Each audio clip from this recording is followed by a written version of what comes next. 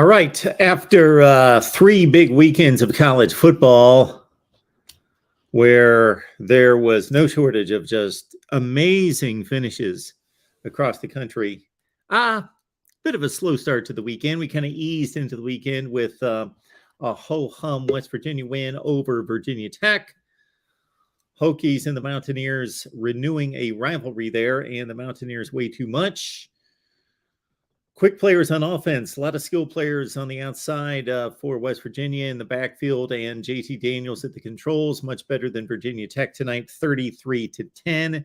Virginia Tech certainly had its opportunities in the first half with a couple turnovers, couple change of possession situations in which they could have taken a lead, and they failed to do so. Grant Wells at quarterback threw a couple nice passes at times, looked the part, but he certainly missed some downfield throws by a ton in which guys were open. We invite you in here at the Voice of College Football. Yes, we've got a lineup of callers already. That is good to know, good to see, and thank you so much for jumping on the line because I don't want to be lonely. I'd like to talk some college football, so I've left the link in the chat, and we will get right to it. But before we do so, the Amazon links in the description section of all the videos. Go to any of the videos on this channel, right here at the main channel at the Voice of College Football, and you will find us there. Also, keep in mind that we've got our Discord available. Go to Patreon, search MarkRogersTV. You will find the Discord link when I send it to you. So sign up for Patreon, MarkRogersTV on Patreon. It's easy to find. Go to patreon.com, search MarkRogersTV. Sign up there. I get you the Discord link. You're in the chat. You get my predictions, which I have yet to make for the weekend, but my predictions as well as about, I believe the number is 19 of our favorite media guests here at the Voice of College Football. And then you get Steve Merrill's Under the Radar selection, which has hit 3 consecutive weeks, his Under the Radar selection against the points. So please check it out. And also keep in mind that if you don't want to watch me right now, hey, we always have you covered here at the Voice of College Football. If you want West Virginia specific post game, it's coming up right here on the same channel. So we can run, and many times do on Saturday, run multiple shows, multiple live streams at the same time on this main channel. And we will run down all the games and what's going on this weekend, of course. There is an Illinois-Chattanooga game going on the Big Ten Network right now. Illini lead 31-0. For those callers that come into the lineup here, please, I'm going to say it this way. I think some of you understand that we talk so often. I'll say this about Hunter. I'll say this about Will, that we talk so often, and I can see it clearly identified there that you don't need to tell me who you are. I know who you are. I apologize for others who may think I should know who you are. I apologize. I can't keep track of everybody. Fortunately, we're growing. I can't keep track of everyone. But please leave your name and your, either location, Jim from Wyoming, John from Chattanooga, or who you root for there in the chat. Our first caller on the night is, I believe, Holden. I don't know if he left his name there in the chat. There it is, Holden from North Carolina. Thank you so much for doing that, Holden. How you doing tonight? How you doing? I'm good. What's going on? Holden, are you a North Carolina fan? No, I'm a Wake fan. I was I have my name changed. I was Jimmy. I've been here the past couple weeks. Don't have a Wake. I'm sorry, Holden. Don't have a Wake helmet. Right. You got a North Carolina helmet. Big game for you on Saturday. Yeah, with no bias at all. I think it probably is the most important game of the weekend, looking at all of them. But obviously, when I say with no bias at all, there's lots of bias in that. But if you think about it, Florida-Tennessee is really a matchup of finishing second place in the SEC East or third, even with Kentucky. Yep.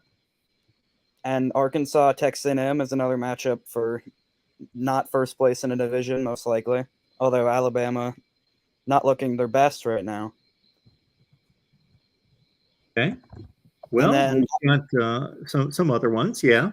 Yeah, I do think USC Oregon State's a pretty good matchup. That's a big one. Ohio State, Wisconsin. I just don't know if Wisconsin can stay in that game, at Ohio State.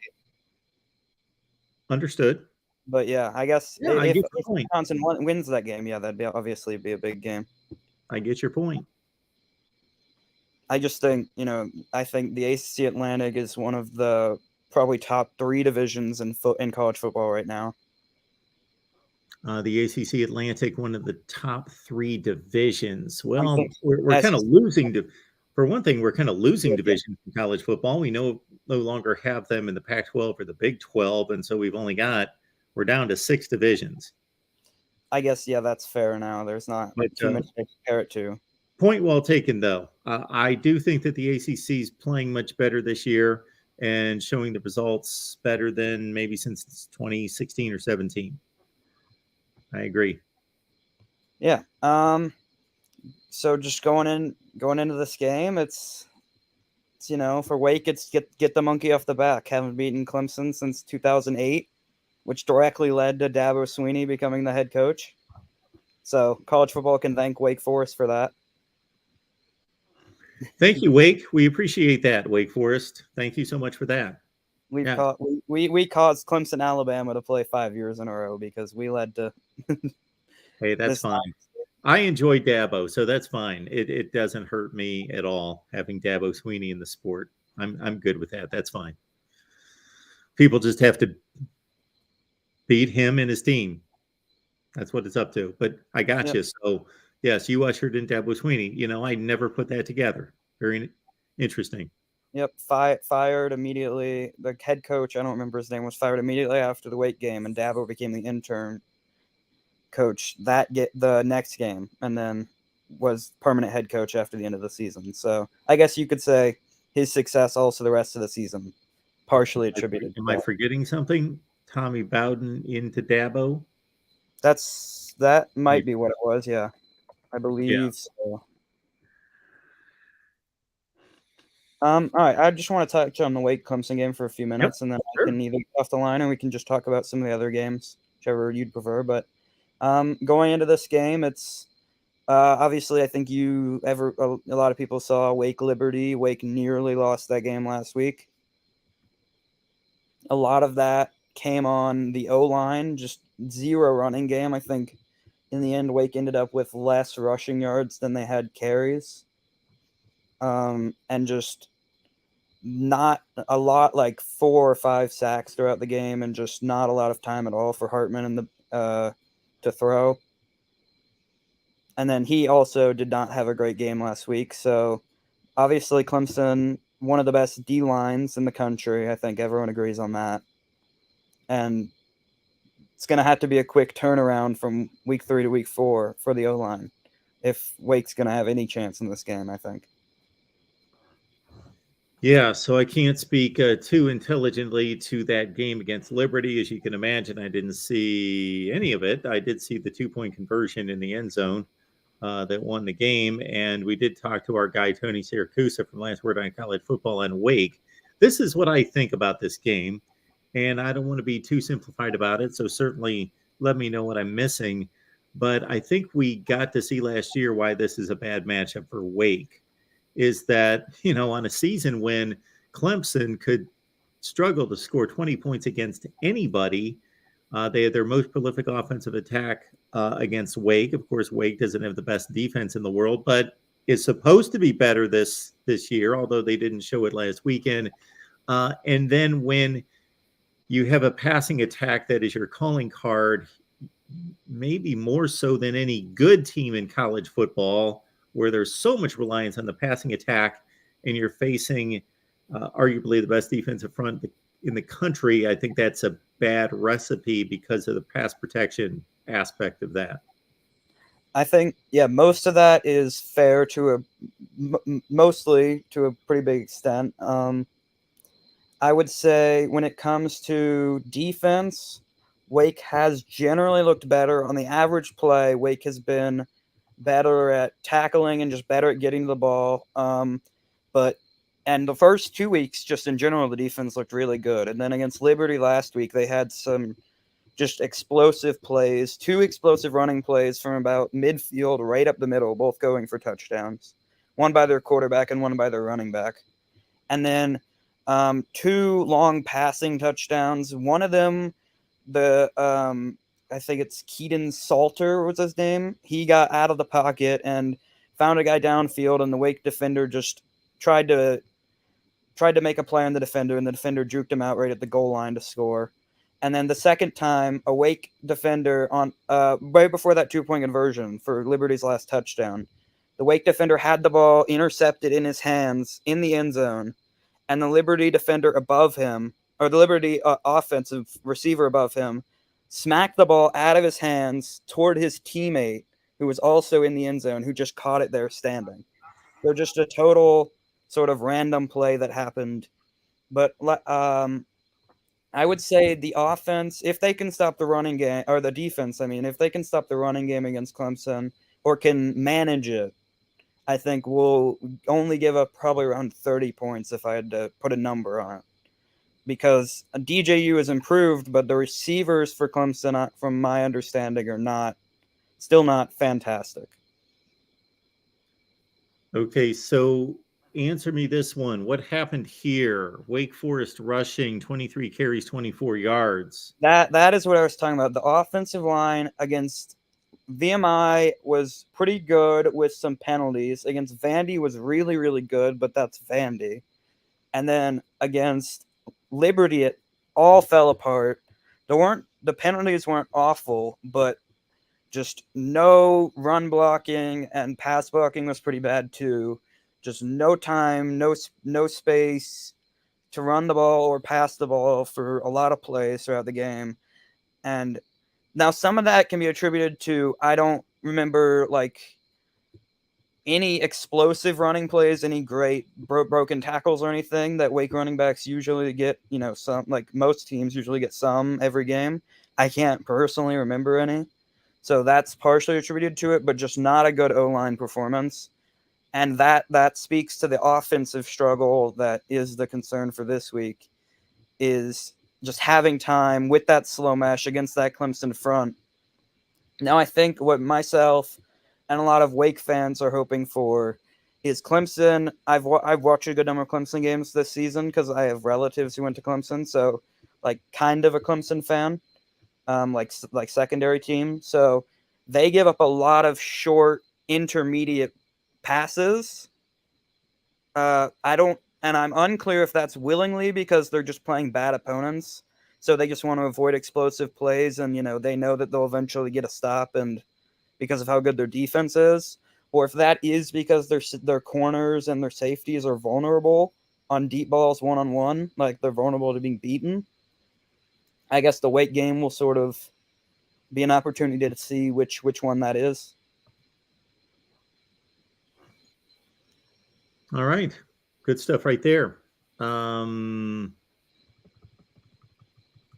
Yeah, we've got a lot of good Wake and Clemson content there on our Clemson channel. Game at noon against a lot of really good games. The noontime window, Eastern time on Saturday, is serious. It's really good.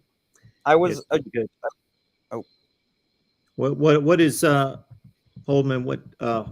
Holden. What's your outlook on Wake? What's your projection for the season?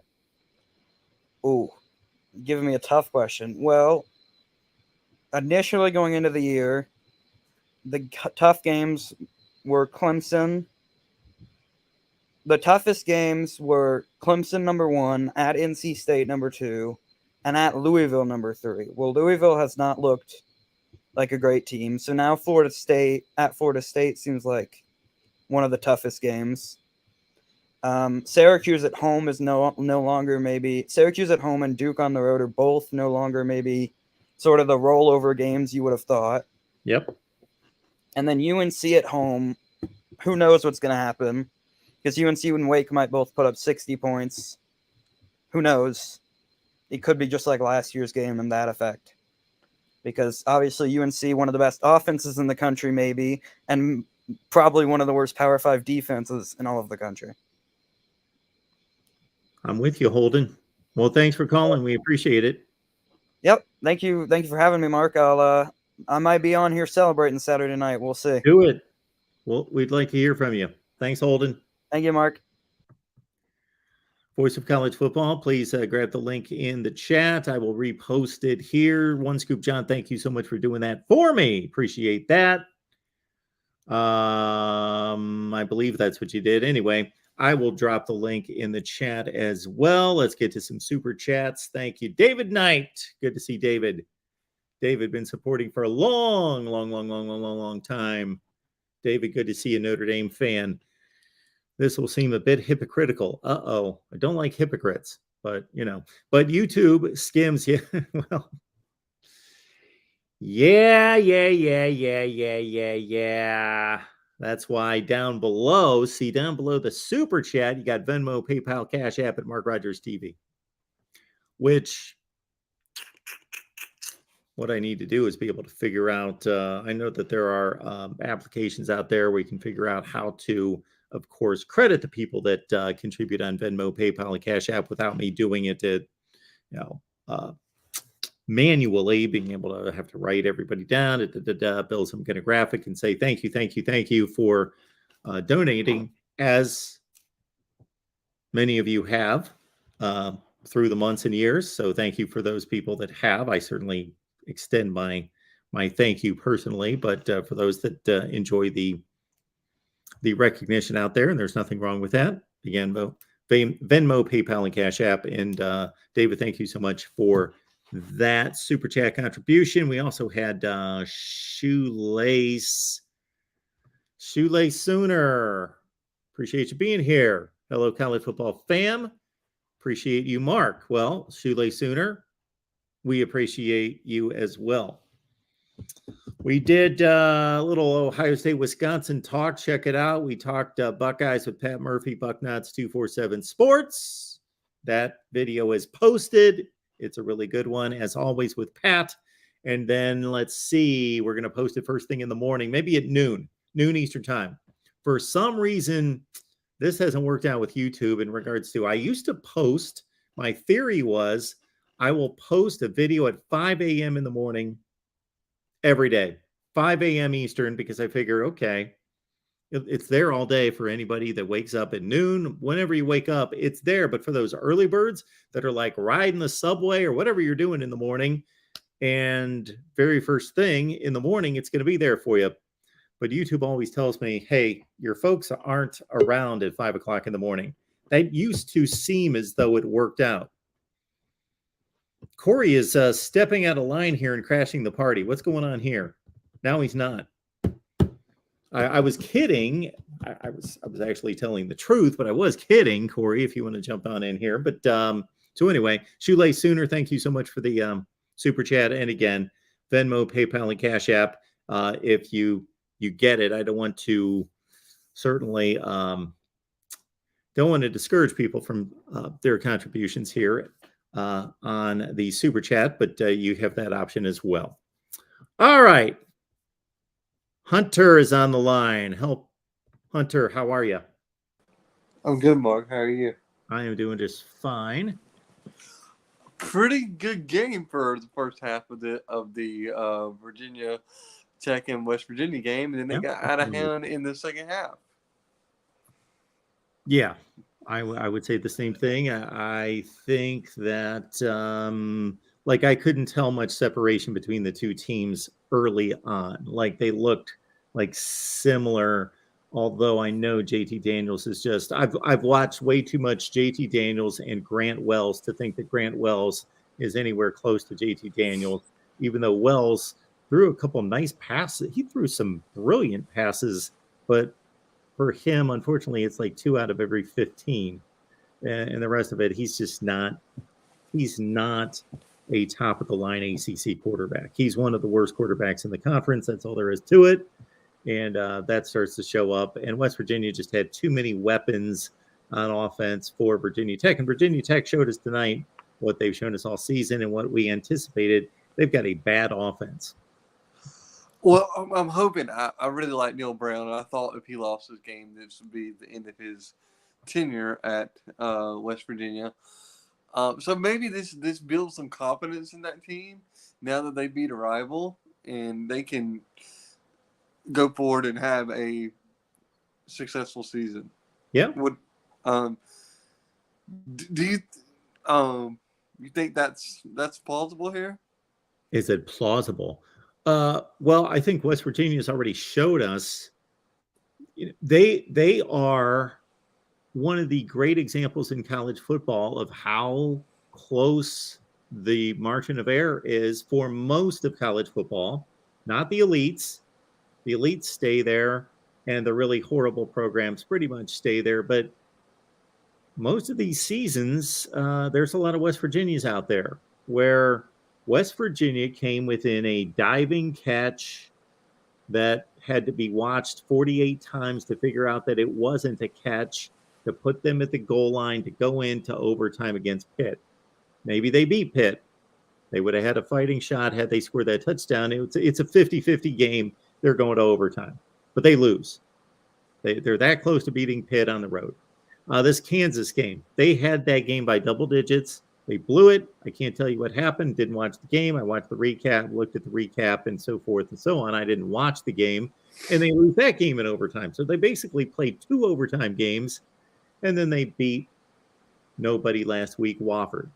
So they're that close. You throw Kansas and West Virginia and, a handful of teams from every conference into a certain category and let them play, and who knows who's going to win those games, and they're one of those teams.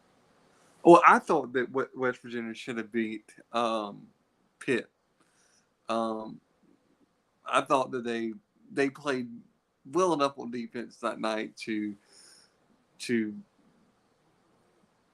I mean of course they lost, but I felt like at times they were the better team on the field. Now at the end of the game that didn't happen, but I thought they showed some great defense there in that Pitt game. Anyway, anyone that's not in the Discord yet, I don't know why you're not. It's $5. I mean, that's the price of a cup of coffee. Before we jumped on here, I jumped on here.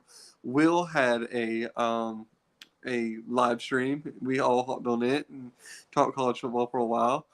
And then some of the USC guys had a one for a little while, and I jumped on it before hopping on to Will. So there's just plenty of college football talk on the Discord. So if you're not on Discord, you're missing out. The only negative thing about that is everybody's going to stop watching me. It's the only thing that's going to happen. No, Mark. You're the reason. You're the reason that we have this platform. So I don't think that's going to happen.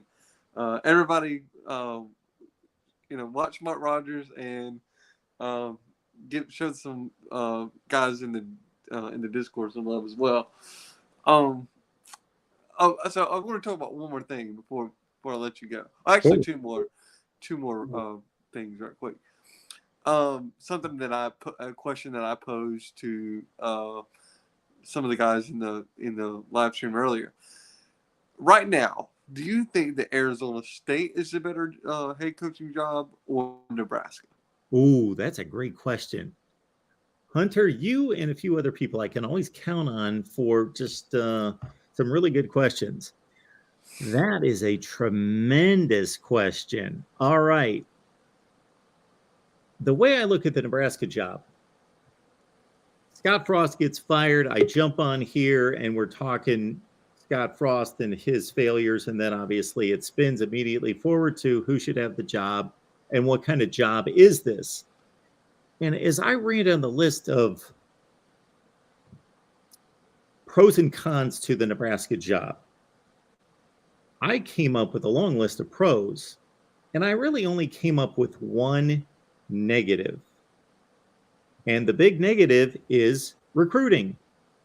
The Big Ten has turned out to be a bad fit from a recruiting standpoint for Nebraska, but otherwise might be the most loyal fan base in all of college football. They will throw money at anything possible. And I don't exactly know what kind of level of money they have compared to all the other elites, but I know it's enough. I know they got plenty of money. It may not be what A, B, and C have at other locations, but it's plenty. They are building, they're breaking ground right now on some what are going to be beautiful state-of-the-art facilities. They check, prestige, brand, history, all that. They will do anything to win. Recruiting. Problem. Big problem. Where do they go for recruits? Do those recruits want to go to Nebraska, from Texas, from California? But the big separation is what conference those two schools are in between Nebraska and Arizona State. Look at Nebraska's future. It's secure. Arizona State's future should be okay. They should be fine. They're Arizona State. They should land somewhere and be okay. But as long as they're playing in the Pac-12, can I interject for just a not the Big second? Ten.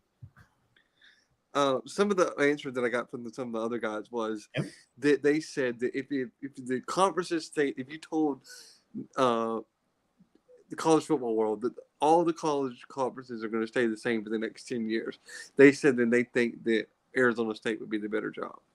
Because of recruiting? Yes. I can understand that. And because of recruiting / playing weaker teams, a weaker schedule, and therefore having a better path to winning? That part of it? I guess so. I guess that's part of their logic. I get that. So that's a double-edged sword, because that can be argued from either stance, that playing in a weak conference is not a good thing. Or it could be that if you're in a weak conference, i.e. Clemson, you can beat up on everyone and dominate the conference. Arizona State has to be really, really, really good to get the attention of that state in that area to watch college football. And you don't have to do that in Nebraska. If Nebraska was even remotely good, think about how nuts their fan base is now. Yeah. Think about how nuts it would be if they won 18 games a season. Absolutely. And I don't exactly, I'll be honest, I don't know where to place that on a priority list. But I just think that the only advantage that Arizona State has is where it's located. And I would say that here's an interesting recruiting portion of this. USC, UCLA are vacating the Pac-12, and there's a huge gaping area. And I thought it was laughable watching the Pac-12 media days when not just the commissioner, but other executives, officials there in the Pac-12 were trying to play it off because they were being asked by the media, what's going to happen to that California recruiting base? And they're like, well, that's going to be a bonanza for the rest of the conference to come into Southern California and grab all these great football players. And I'm like, really? You think about that? I think that's going to be a great place for all the 3 stars that still want to play big-time college football but can't go to a elite program, that they may now jump to Washington State or Cal or wherever they can go within the Pac-12 and play football because they still want to play at a high level. But I can't imagine the high 4 and 5 stars are going to stick around Southern California and just automatically go to Arizona State because it's close by. No, I think they're leaving, just like they already have been leaving to the SEC and to Ohio State and Michigan. But Arizona State, I say all that to say that Arizona State does have an opportunity with that whole area being vacated by USC and UCLA to try to take those Southern California recruits. Let me put it to you this way. Let's say Mark Rogers is a capable head coach at a group of 5 school. Yes. And you have two calls coming in. You got Nebraska calling, hitting you up, and let's say they're both offering you comparable amount of money. Yes. Which job are you taking? Well, the older I get, the more I'm going to go to Arizona because my joints would rather be in 90-degree weather. Okay, let's say this is a 20-year younger Mark Yes. Rogers. Then I didn't care nearly as much. No.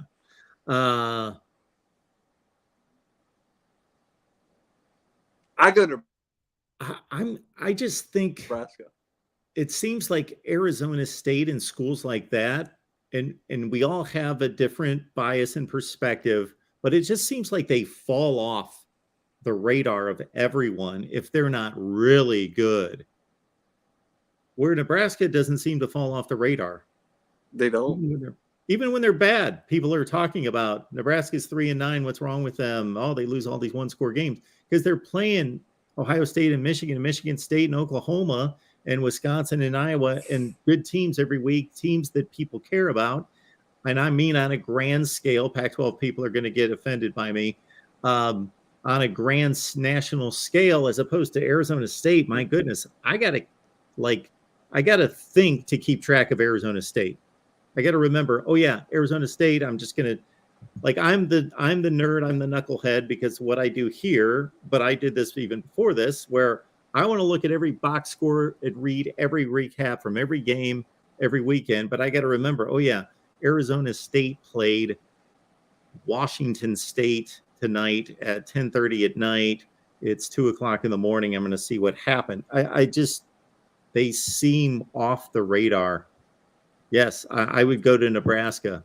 I wouldn't even think that much about it. And I would just think, how are we going to figure out recruiting? But shoot, Wisconsin and Iowa. So yeah, it's about development. I agree. All right, one Hunter. last question, Anything else? real quick. Sure. One last question. Do you think that I'm crazy for thinking that Florida State's going to go 8-4? No, you're not crazy.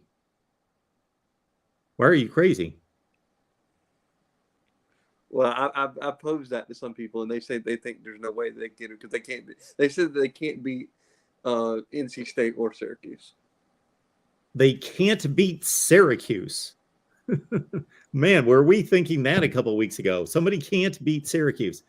No, you're not crazy. 8-4. I still think that's a little aggressive, but they're obviously off to a 3-0 start. They're playing Boston College as I can't believe this, 17-point favorite. So they're halfway to 4-0. Not that we're not seeing 17-point favorites lose every week. Now I think it's 5 the last 2 weeks in that range each week.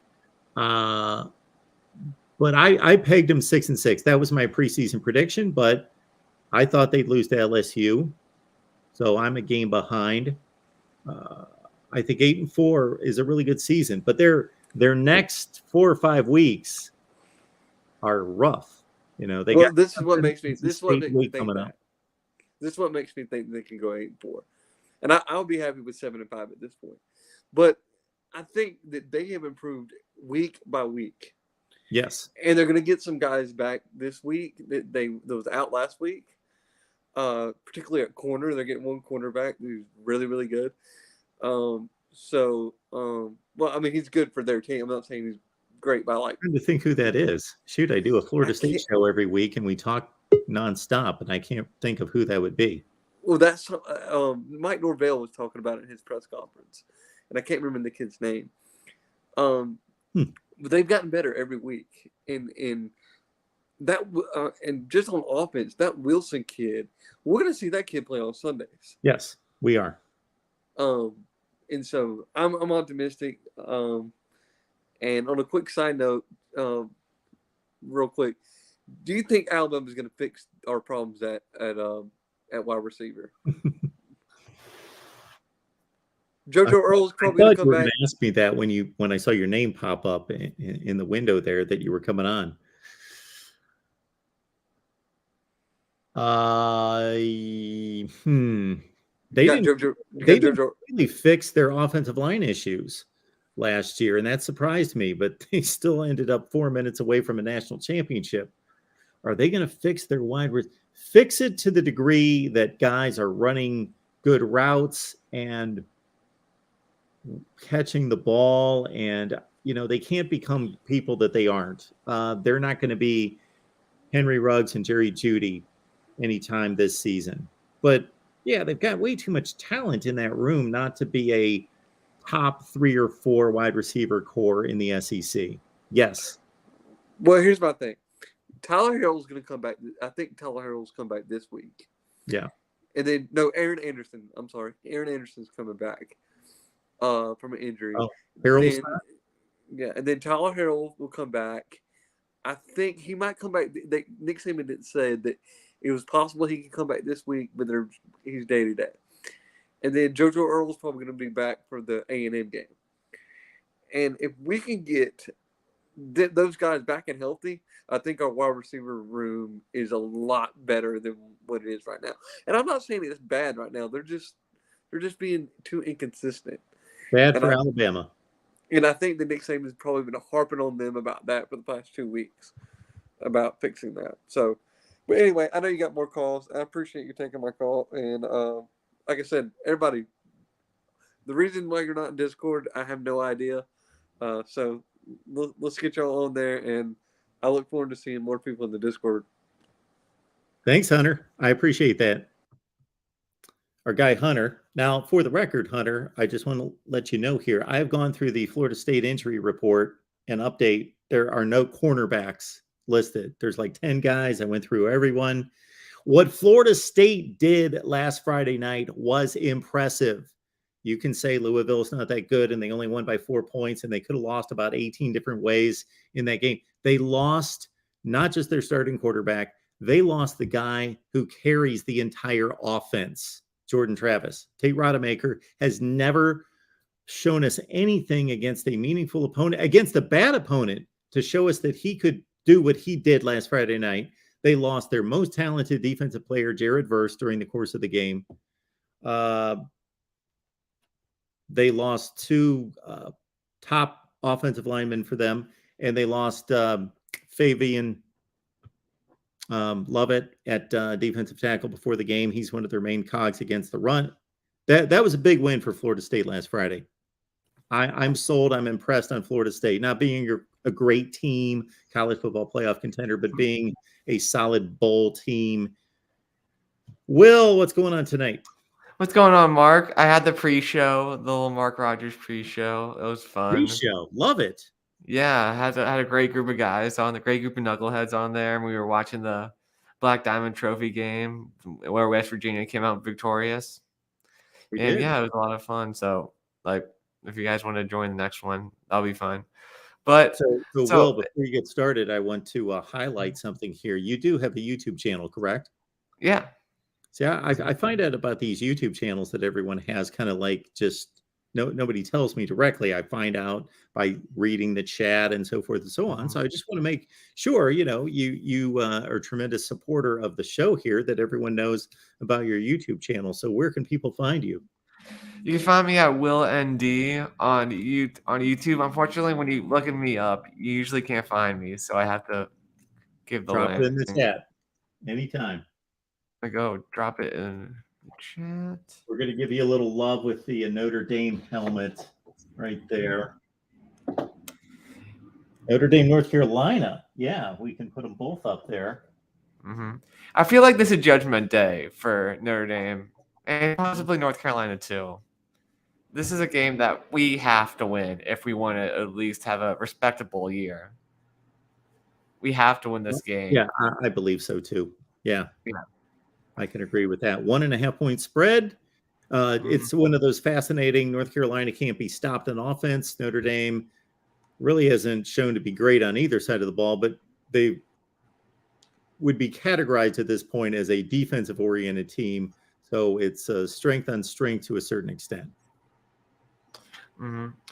I really think that our secondary is gonna. I think if we have to win, if we're gonna win, our D line has to be what they have to play up to their potential. I mean, Howard Cross has been elite, but no one else really has been that great. Even Isaiah Foskey, who I thought maybe was going to be an All-American before the season started, he hasn't. He's been inconsistent. He did have a big sack in the end of the Cal game, but it's just been disappointing. Our secondary as well. Secondary has been better than I expected, honestly. I guess maybe I shouldn't have been that skeptical of them. I mean, they do have Brandon Joseph and Cam Hart, but there's definitely some spots I was worried about in the secondary, but the secondary has been good. Linebackers, it looks like they're guessing out there when I've been watching the linebackers. Linebacking core has been disappointing. In the O-line, obviously the O-line, who I was hoping the O-line would be a bit better because we got our old O-line coach Harry Houston in there, but they haven't looked great. They have to show up, and they should be able to show up. I mean, this is North Carolina. They're not known for their defense. They're just, I mean, they've been even worse than last year. I'm shocked how bad they are. Potential players, though, on that side of the ball. They've recruited on that side of the ball, but it's just not working, obviously, at this point. They almost lost to Georgia State last week. Yeah. And obviously, App State scored 1 million points against them just in the fourth quarter. Yeah. Now we've got 3 data points on the Irish now. You probably can tell I try to be the measured one who doesn't overreact. When everybody jumps on here after week 1, they're great, they suck. I try to, let's see some more. And, these teams, just like with West Virginia, the first call, boom. What about West Virginia? How good are they? Shoot, if they played Kansas tomorrow, they could beat them. There are so many teams that can beat one another. But we've seen Marshall and Cal. These are top 60 to 70 teams in the country. And obviously they lost the first one. Then Marshall turns around and beats or loses to Bowling Green in overtime. And all the games have to be judged based on the results. But I don't think there's any question. Notre Dame, they were laser focused against Ohio State. They put a lot into that game. And I think that they had a huge letdown hangover. Were beaten up physically, mentally, and emotionally after that game. And I'm not going to make excuses for them for the rest of the season or even for that game. They're supposed to go up the next week and play. But I just now that they play that kind of game against Cal. The Cal game makes, honestly, maybe, like, obviously when the Marshall game first ended, that was really, really painful. But I feel like the Cal games lingered more because, like, I was expecting them to just come out and just blow out Cal. But they didn't bring out Cal. It made me more nervous. It makes me more nervous about this game than I would have been before the Marshall game, after the Marshall game. Yeah. I would think a lot of the betting public would be out there taking North Carolina, thinking that they can score 1 million points, and what's Notre Dame showing us? But I don't think it's that easy or that simple. I still have to think that Notre Dame is a better football team along both lines. Yeah. And maybe even the defense, the skilled players as well. Maybe not by much, but no, I don't think by much. But yeah, Benjamin Morrison really has been the one on the secondary. He's only a freshman, and he's been doing so good. I'm really happy on how he played really well in the Ohio State game. And yeah, him and Howard Cross have been the 2 best defensive players, which I wasn't really expecting, but they've definitely been 2 bright spots. I just hope that Drew Pine can hopefully get some more better throws in than he did against Cal. I don't know. I'm really rooting for the guy. Like, it's not like I don't like the guy, but like I haven't really seen much from him. I saw about the last 10 minutes of that game. Found it pretty intriguing, interesting. But Cal had the ball most of the time that I saw the game. But, yeah, it was nervous time. It was touch and go. It was entertaining. But yeah, I don't know if I can enjoy the noon games because of how nervous I am about this game against Chapel Hill. We've got a great run of noon games. Yeah. Tremendous. Well, anything else, Will? That's really all about it I had to say. But yeah, just nervous for this Notre Dame game. I think we should be able to pull it out. But yeah, I'm still nervous about it. Yeah, they're 2 very flawed teams, but intriguing teams. And, since Notre Dame's been in this ACC series, they've certainly taken out North Carolina every time. Yeah, the last 2 times we played them, it was pretty easy. 2020 and 2021. I thought that, well, yeah, 2020, obviously, as a conference game, was a highly anticipated game because North Carolina was having a nice season and it was in Chapel Hill. But I mean, I think they did have the lead at the beginning, but once we took the lead, took care of them pretty well. That game really showed that Notre Dame's defense just was really good, and too much for Sam Howell and that offensive line. But wasn't it last year? It was some kind of crazy 56-48 shootout, something like that. I don't remember that game that well, to be fair, compared to the other ones. Yes, I'm thinking we've got a 44-34, but I felt like we were in control mostly. I think there was actually one before that. So anyway, yeah, I have not picked the game, but yeah, I'll be going back and forth on that one. All right, well, anything else? Right. Nope, just please check out the Discord. Like, I don't know, this is like the most fun I've had talking college football. Even though we're losing, it's just so much fun talking with the guys and you guys just having them on our people for the Discord, the best promotional people possible. Yes, for Discord. So like at least search MarkRogersTV. You guys sell it well. I just want people to know what they need to do. Go to patreon.com, search MarkRogersTV. You sign up there. I get you the link. Then you're in Discord. Best decision you'll make, especially during the season, and I'm sure postseason, we maybe can watch some basketball or just talk about college football recruiting. Hey, if it's going to build up the Discord, I will allow it. All right. Basketball. Sure. I just won't be there. All right, Will. All right. Well, keep calling in. Keep having these fun discussions with Mark. And have a good night. Thanks, Will. Oh, I don't know what Will was going for there. All right, SEC football. I feel very accommodating tonight. So, yes, there you go. Tennessee, Florida. We got a preview posted. So check it out on the SEC channel. We got a preview with our guy, Charlie Burris. Joey is got to be extremely happy tonight. The Mountaineers get it done against their old rival. Yeah, I am fired up. I'm really excited because, well, mainly because of our defense. Because after the Kansas game, everybody's talking about West Virginia's defense is bad because Kansas rushed for over 200 yards against us. But do you know how many yards rushing Virginia Tech had tonight? They had 35. Virginia Tech, they had 35. Yeah, 35 rushing yards. And Pitt had less than 80 yards rushing.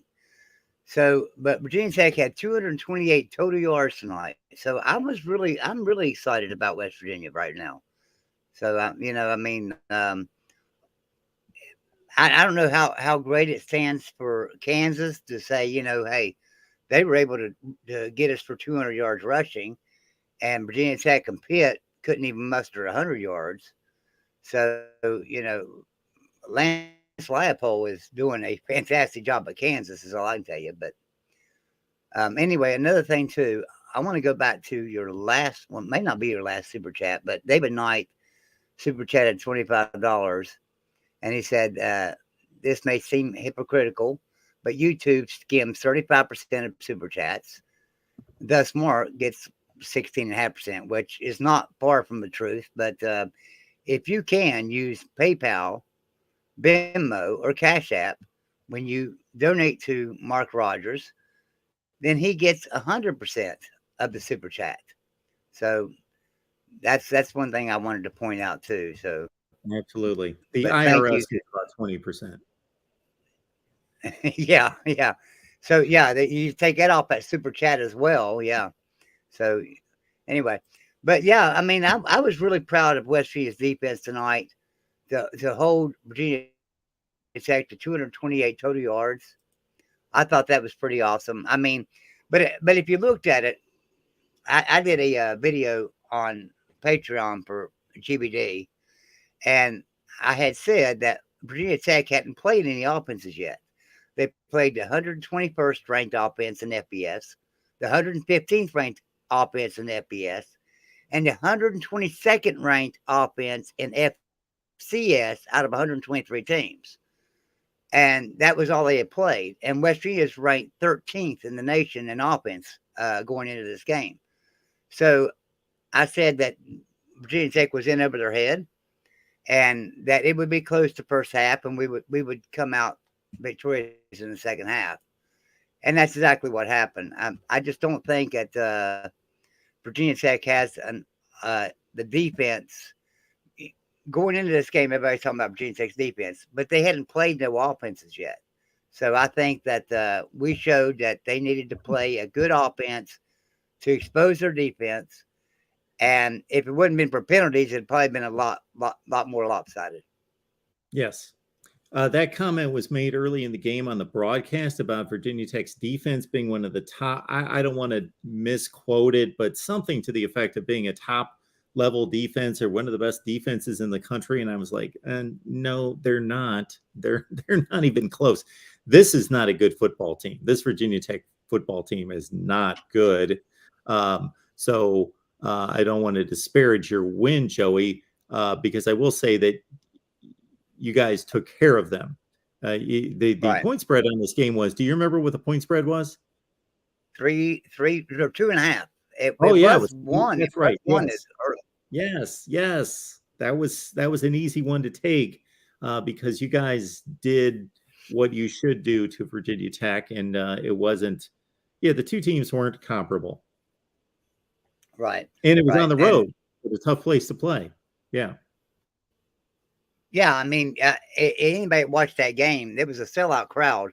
So there were 65,000 people there.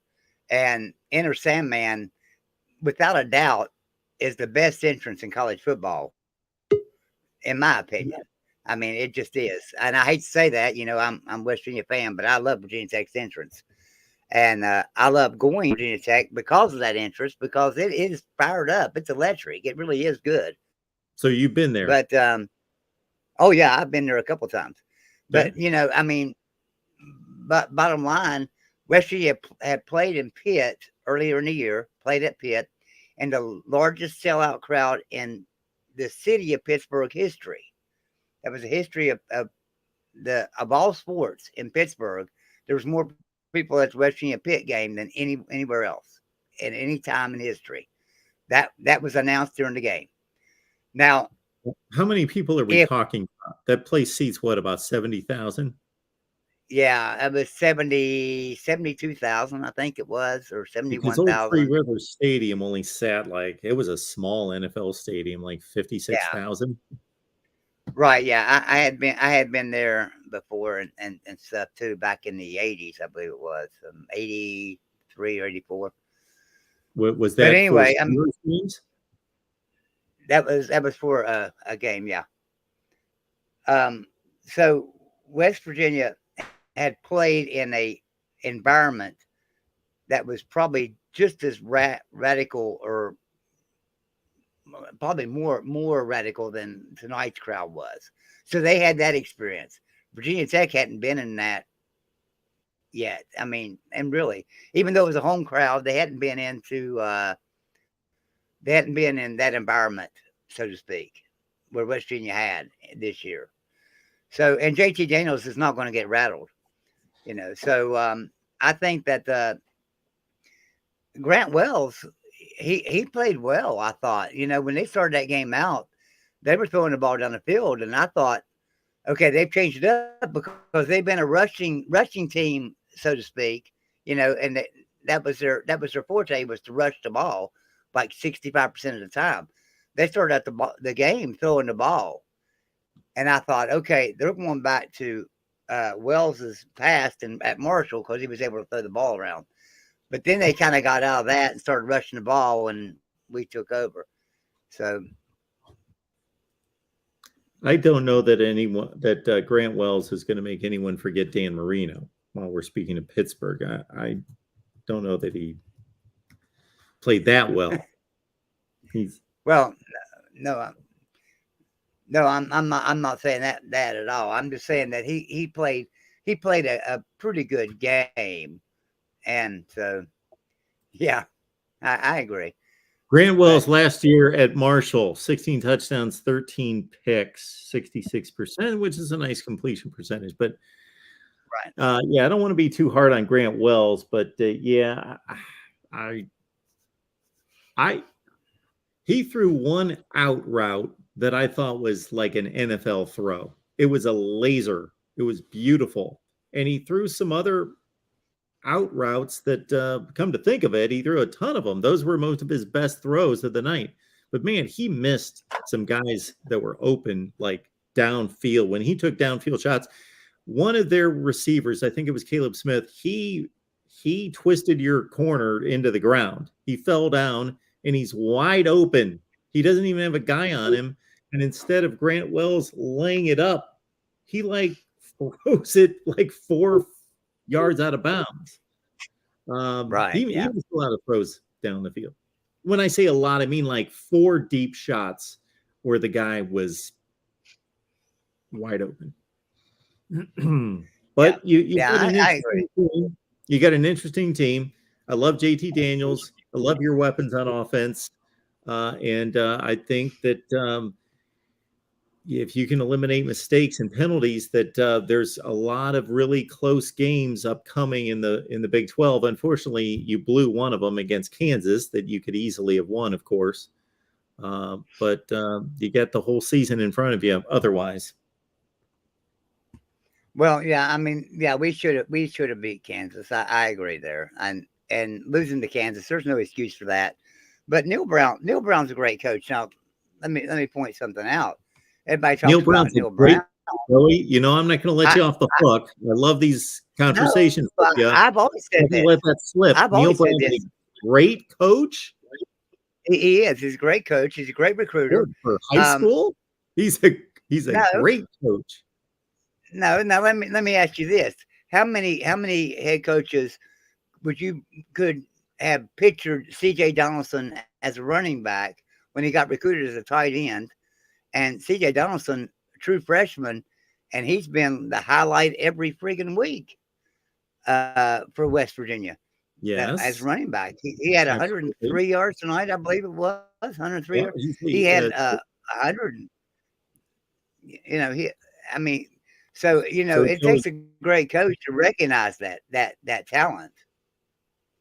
Like if Neil Brown was like if I came across him in some kind of social gathering and we were just like, it's almost like when you're in the neighborhood and you say that guy's a great athlete, like, and you're talking about your buddy down the street that always was the first pick, you know, in your, you know, touch football games in the street. Well, that's relatively speaking. He's a great athlete, but he's not like going to be playing in the NBA or anything.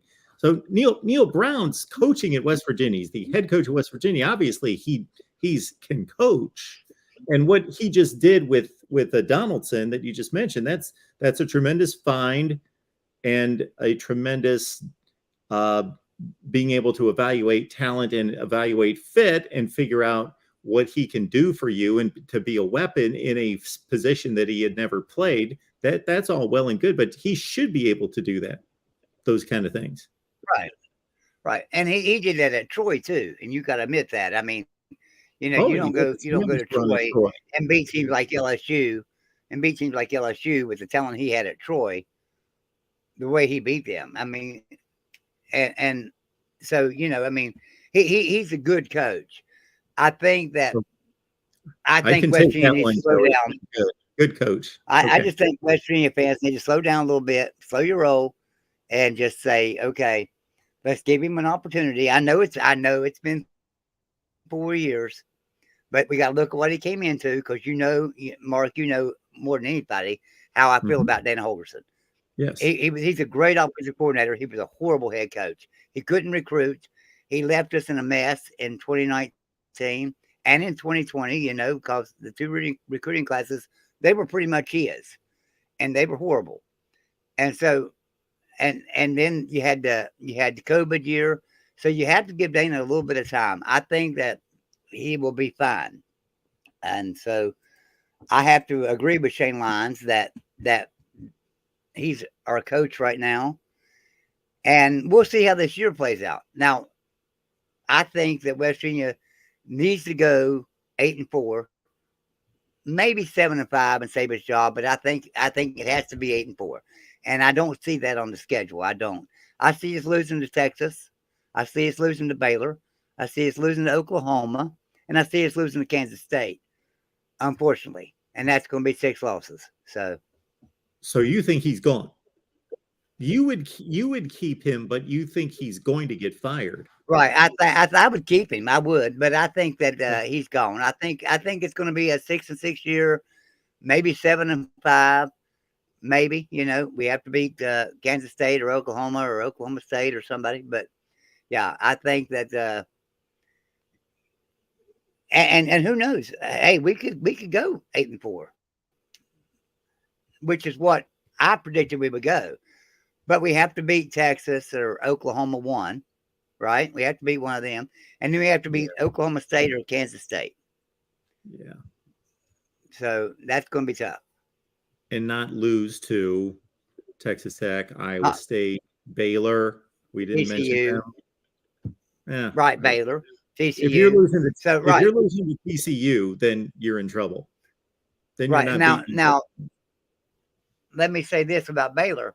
Baylor's never won in Morgantown, and Morgantown is on their schedule this year. So, and they've never won there, and they've been ranked number 4 in the country and number 7 in the country twice coming into Morgantown, and we beat them both times. So that there's that, and not saying that has anything to do with this year at all, but for some reason Baylor can't make that trip.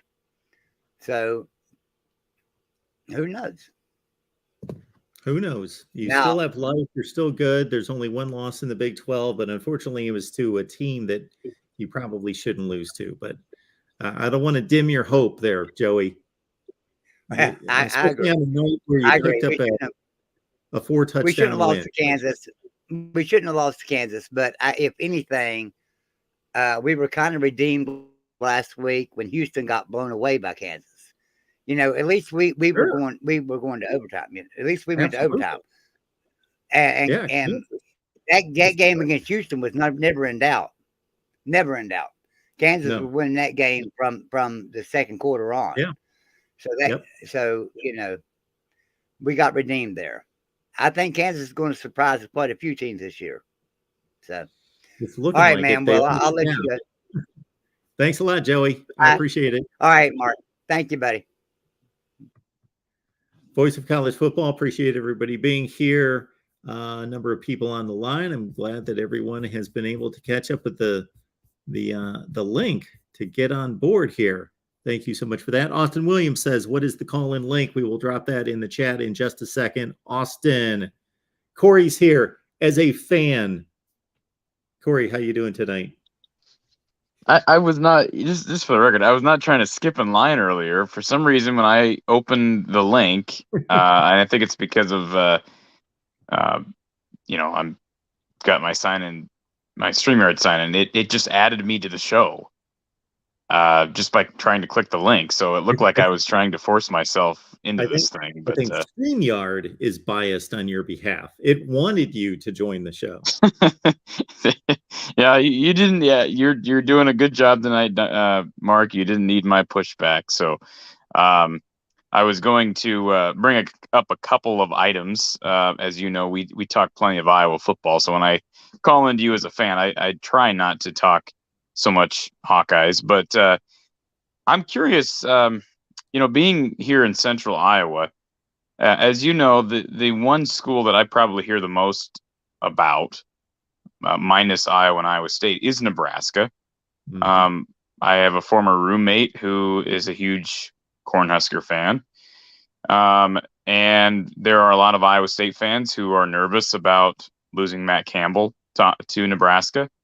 There was a Sports Illustrated reporter that threw a report out there, I think the day after or the day of Frost firing, that basically said that he would be surprised if Matt Campbell ended up not being the next Nebraska head coach. And sometimes, with Twitter now, even with people who you'd consider to be reliable news sources, reports can be a bit premature and be thrown out there without much substance. But regardless of that, I think we can both agree that hiring is not going to take place anytime soon. I've had an Iowa State fan or two come back to me, and I've seen some reports about potential candidates, and one that doesn't make a whole lot of sense to me. And I just want to get your perspective on it, because I think Matt Campbell would be a sensible hire if he's willing to go there. But one that does not make sense to me is Lance Leopold. Can you please explain to me why, if you're Nebraska, you're targeting Lance Leopold, who, like it or, I mean, I understand, Kansas is off to a great start this year. But when we say great, we're also talking relative to what Kansas has done over the last 15 years. If you're Nebraska, and I know you talked about that program and where they rank nationally as far as job is concerned, and are they a better job than Arizona State? I think they're undoubtedly a better job than Arizona State. But why Lance Leopold when there are a number of candidates that, to me, are much more proven at this level? And maybe it's because you and I have just a difference of opinion in the quality of job that Nebraska still is. Well, the key term you just used there is proven.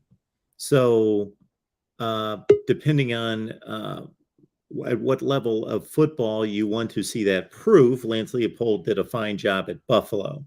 But if we discard that and just are looking for that proof at the Power 5 level, then I would agree with you. But similar to, I think if you look at college football hires over the past 10, 15 years, you see where it doesn't take long for a coach to fall out of good graces or gain some type of hype based on just a third of a season, a half a season. And that's where he is right now. Kansas had arguably the worst football program in the country in the Power 5. And over the latter portion of last season, he suddenly took a team that was losing by 40 and 50 points to within one score of some decent opponents, like multiple times, plus the Texas win. And then he rolls into this season. And yes, it's a short body of work, but nobody gave Kansas any chance of going into West Virginia and winning. And then they defeat Houston. They were another double-digit underdog, and they beat Houston by 3 scores. It's pretty darn impressive. I agree. I'm not doubting that it's impressive, and I'm not saying he wouldn't be on my top 10. But to me, I keep hearing his name maybe as a top 3 or 4 candidate. And Matt Campbell. And maybe I'm biased, but I don't know how I'm biased because, I'm not an Iowa State fan. To me, Matt Campbell is undeniably a better candidate for that job and is as accomplished as a comparison to Leopold, much more at a higher level. Whether you respect the conference, I totally agree. Okay. Sure. And somebody else brought up Mark Stoops to me. Apparently that name was getting tossed around. Mark Stoops is not going to Nebraska from Kentucky. I would bet the farm on that one, Mark. I would bet the farm as well, but it is interesting because you started the conversation by rating programs and didn't give any consideration to Arizona State over Nebraska. But you're discounting Nebraska over Kentucky. No, I'm not doing that. No, that's actually not what I'm doing, Mark. It's knowing what I know about Mark Stoops. I'm just saying he as a person is not going to. It's been widely publicized that he has no interest in going anywhere unless it's Iowa. Now, if Nick Saban retires and Alabama comes calling, I'd say all bets are off. But we're talking about different. To me, we're talking about completely different tiers there. I just think if Mark Stoops is going to go to a program like in Nebraska, he'd rather stay at Kentucky and hold out for an Iowa or a true blue blood, as it were. Yeah. So maybe I'm wrong. I really wanted to get your perspective on the Leopold thing, and what you said makes sense. To me, there are better candidates out there, and the conversation about Urban Meyer, I can't have any. first of all, it doesn't sound like that's happening, right? I mean, from what I've heard over the past week, that's not. You still give that a chance that the Urban Meyer hire happens? Because I don't. Chance.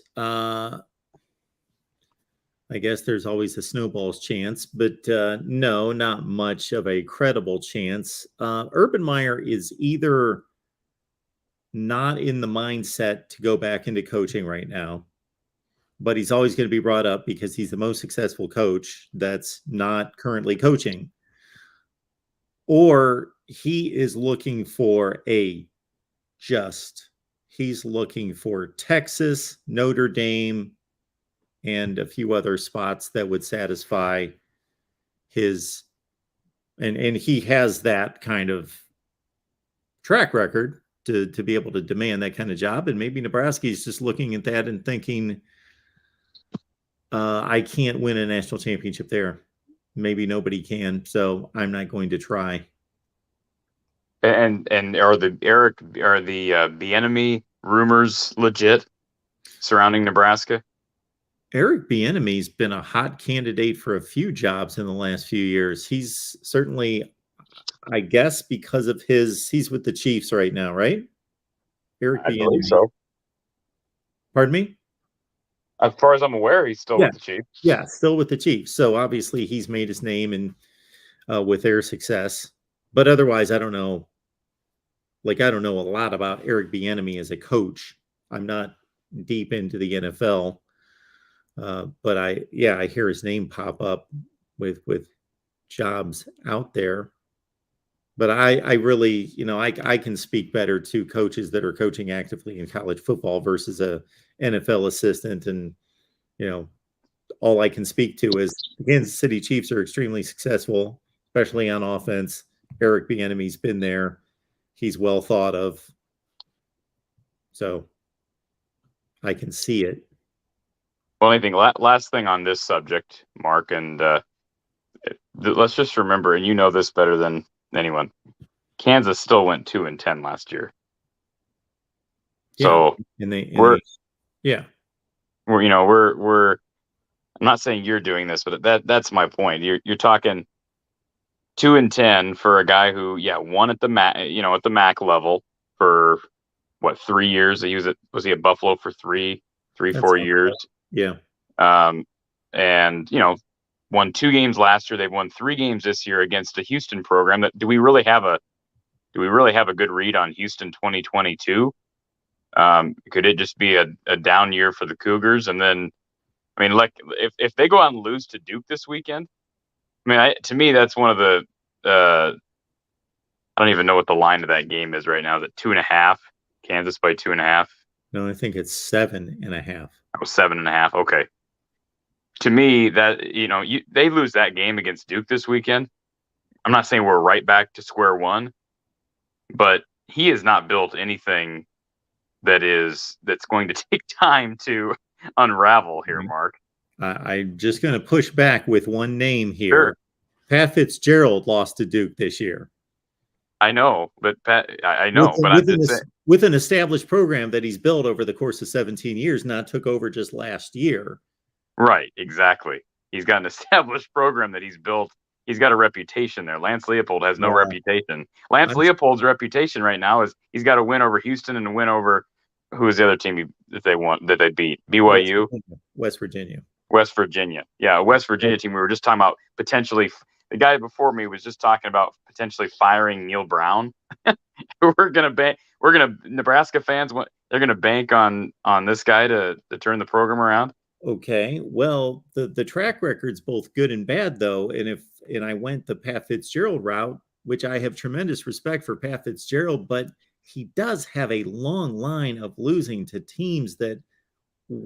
How in the world are you So Lance Leopold's lack of a track record can also be countered with Pat Fitzgerald's strong but also sketchy track record of losing to some of the worst teams on the planet consistently. This doesn't happen twice in his career. I think you're lacking some respect for the Salukis, but we don't have to go there. I'll just. Oh, no.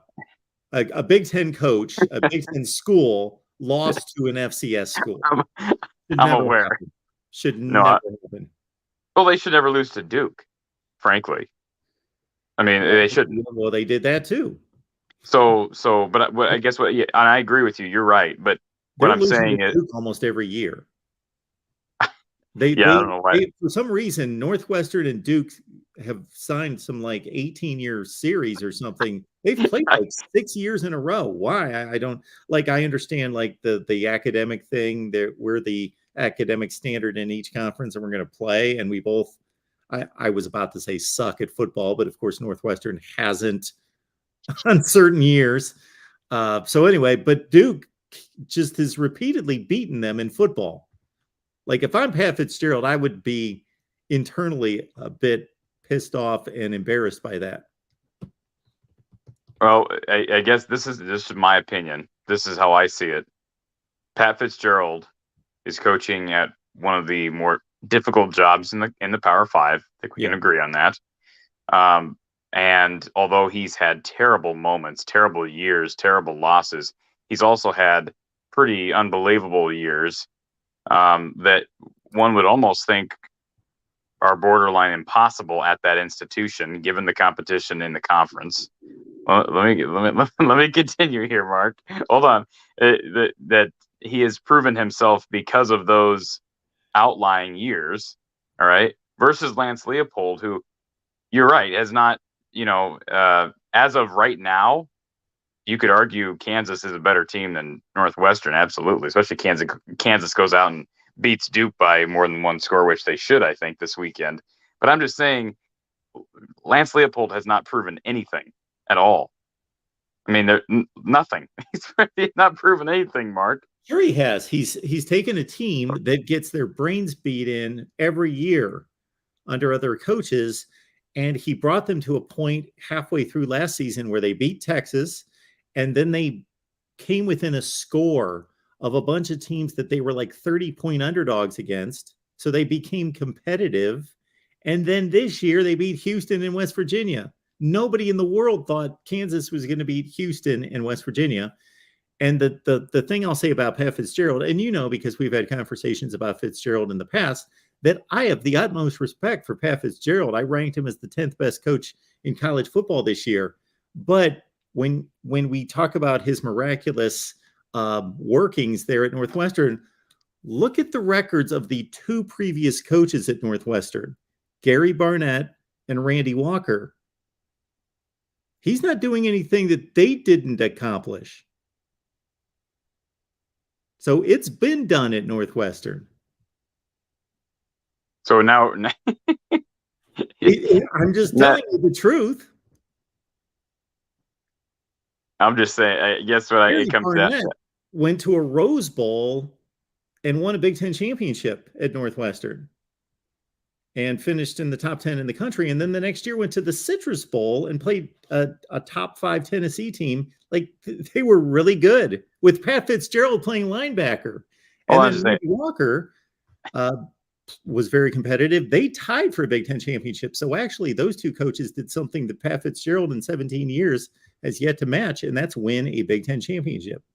So somebody in the chat, username Jayhawk Fanatic. So I understand there's some bias there, which is fine. I'm glad that I'm glad that there are Kansas fans who are now proud to be Kansas football fans, because that's awesome.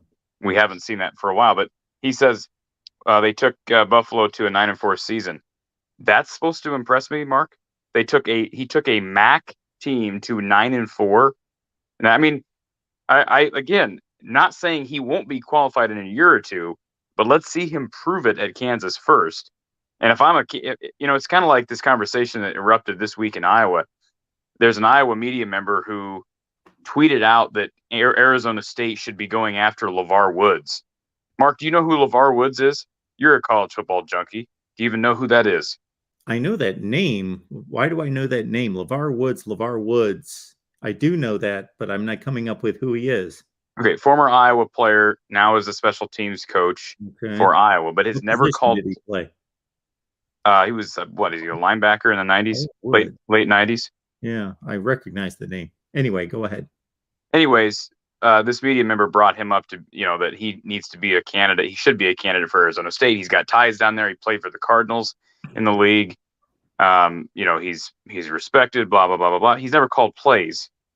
And I don't know. I just think we're a little bit too quick to jump the gun. Now, I don't think that these institutions like Nebraska are going to make quick fire decisions based on what some people in the media may. But, that's a good example of we're jumping. LeVar Woods has done great things in his role at Iowa. That does not qualify you to be the head coach at Arizona State. As much as I love LeVar Woods, Lance Leopold did great things in the MAC at Buffalo.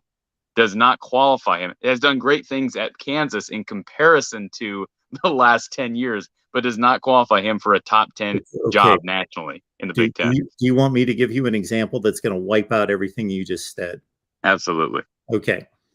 Our buddy Shoelace Sooner is letting us know that Lance Leopold won 5 national championships in the FCS. Yeah, actually, Division III. Sure. Mm-hmm.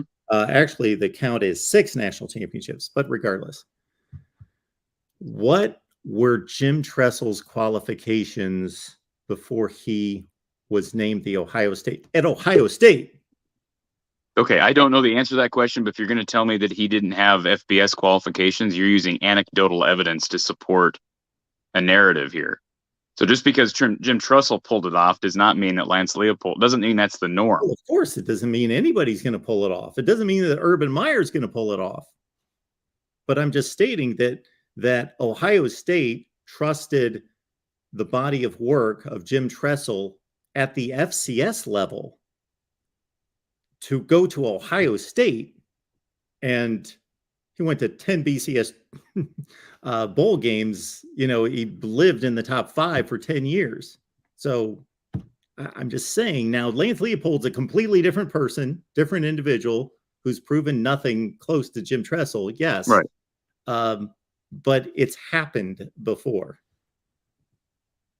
And just to make clear, Mark, because you know me well enough, I don't have any hidden agenda against Lance Leopold. Oh, I know you don't. I don't. I just. And I agree. He wouldn't be anywhere close to Matt Campbell's status on my list of candidates either. Mark, if they go 9-3, or maybe even 8-4, depending on what the 8-4 looks like, then fine, let's have that conversation. And I don't think they're not making a hire before the end of the season anyways. So, we'll see. Maybe I'll change my tune at the end of the year. But from a business standpoint, you've got much safer, much more feasible options out there right now. I actually just had a similar conversation with someone earlier today, and I know a lot of people who are listening would disagree with me on this. And I don't know how closely you follow the NFL, Mark. You and I talked about it here and there. When the Lions and the Rams agreed on this trade that sent Matthew Stafford to LA, I had made the statement very adamantly that I thought the Lions got the better end of that deal. If you look at what they gave up, I can't remember how many first-round picks they gave up, but they gave up, I don't even know if it was 4 or 5 first-round picks for Stafford, and there were a couple other, I think there was some cash involved. But my point is, at the time I said, I think the Lions won this trade. So they're obviously not going to win a Super Bowl next year. They're not going to win a Super Bowl in 2022. But they're going to win this trade because they got a ton of value for a guy who's getting up there in age in Matthew Stafford. Now, I've had these friends of mine give me tons of flack because, well, you were proven wrong because Matt Stafford won a Super Bowl. That doesn't prove me wrong at all. Did it work out for LA? Absolutely. And I guarantee you they're happy they made that trade. But if I'm the Lions, I'm still thinking I won that trade. Just because you make a decision and it happens to work out does not mean it was a good decision at the time, does not mean it was a smart decision at the time. Mm-hmm. If a person, it'd be like a person making a bunch of good business decisions and doing okay, and then the guy next to you gambles and wins big in some lottery, and this guy's got more money than this guy on the left. It doesn't mean the guy on the right made a better business decision. I mean, like, to me, and maybe I'm thinking and maybe using way too much defined logic here, but to me, these things are run, as you know, they're run like a business. They're not run on a whim. So what I'm about to say supports what you just said, but it also supports the other side to a certain extent. The goal of any team in the NFL should be to win the Super Bowl. And so that the Rams, they believed that Matthew Stafford was the missing piece in that, and they were proven correct. So for them, they achieved that, even if they, in the absence of having these draft picks, go into the tank, have issues that we've seen franchises in any major sport mortgage their future to win immediately. And we've seen the consequences. But if it means you won a Super Bowl and then you suck for 5 years, then so be it. On the other hand, yes, the Detroit Lions could better their position and be much better shape and never win a Super Bowl, but would not have won a Super Bowl with Matthew Stafford either.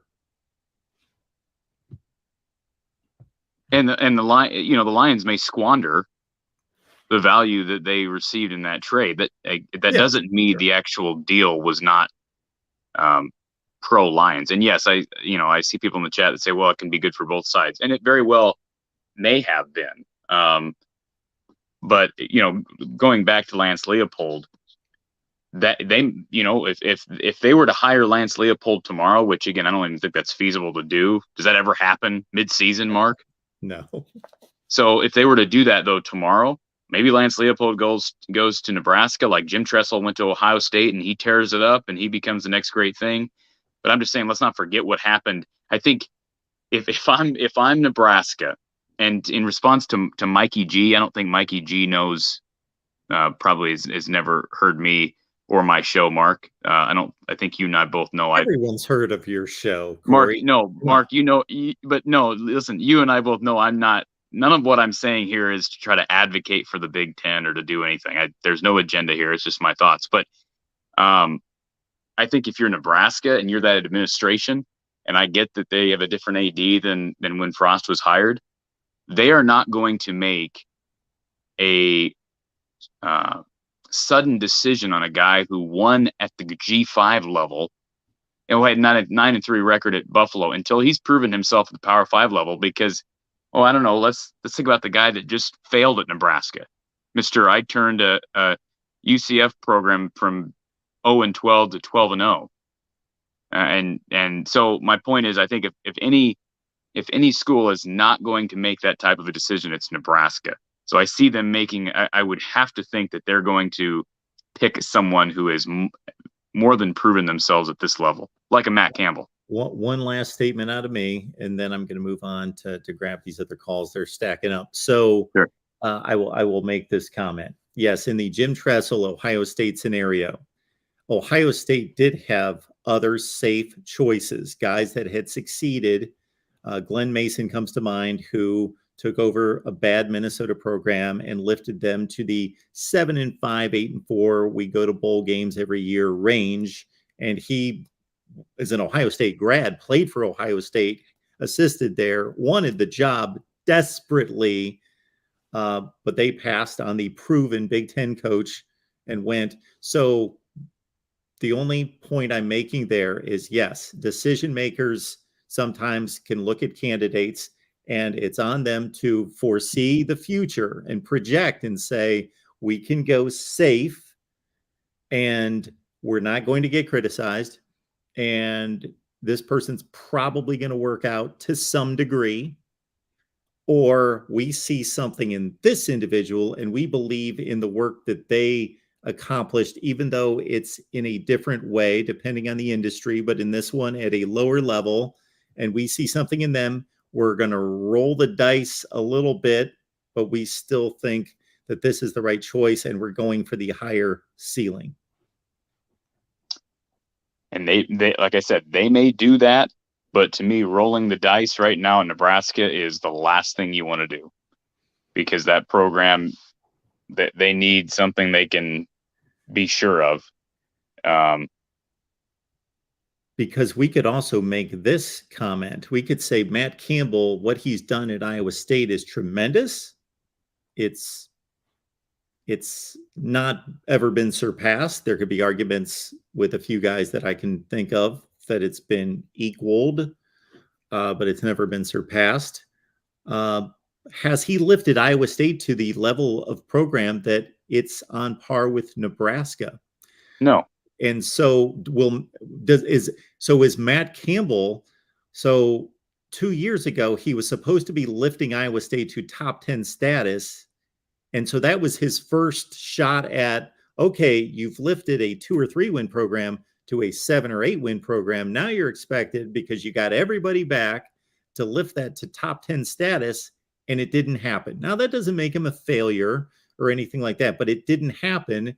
And then the next year, this past season, they're again 7-6. So has he shown that he can't lift them any further? Quite possibly. Is he going to go to Nebraska and go 7-5 every year?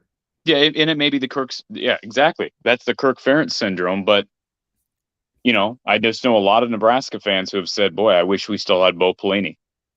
And if you want to talk about a ceiling, okay, let's talk about a ceiling. But if you want to talk about a floor, let's talk about a floor. And that's exactly what they've been dealing with for the past, 4 or 5 years now. So, yeah, I agree. Lance Leopold, you're right. You make a good point that he has proven to be able to, at least at some level, win championships. And, I could argue that Scott Frost had proven that he can win championships when he did it at Central Florida.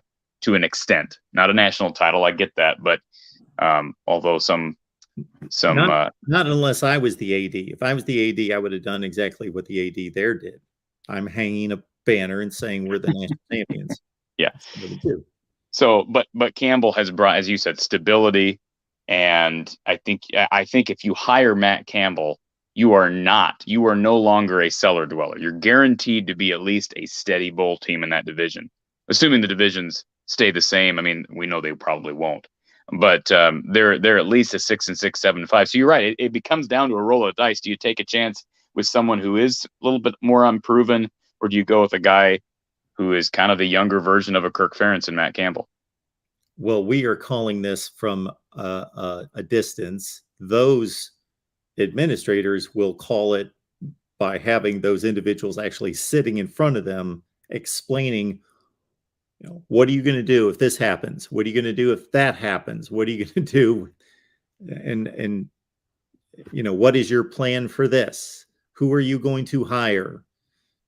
All these kind of philosophies and concepts. And what do you do in these difficult situations?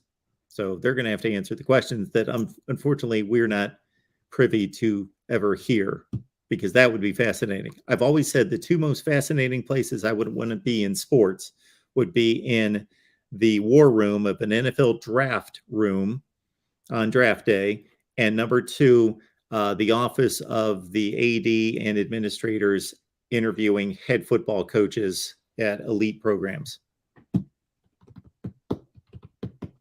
Yeah, I agree. And I'm going to hang up now, Mark, but can you do me a favor and just put up the comment from Roger Dodger where he says, Corey will keep explaining until Iowa can average 10 a game on offense.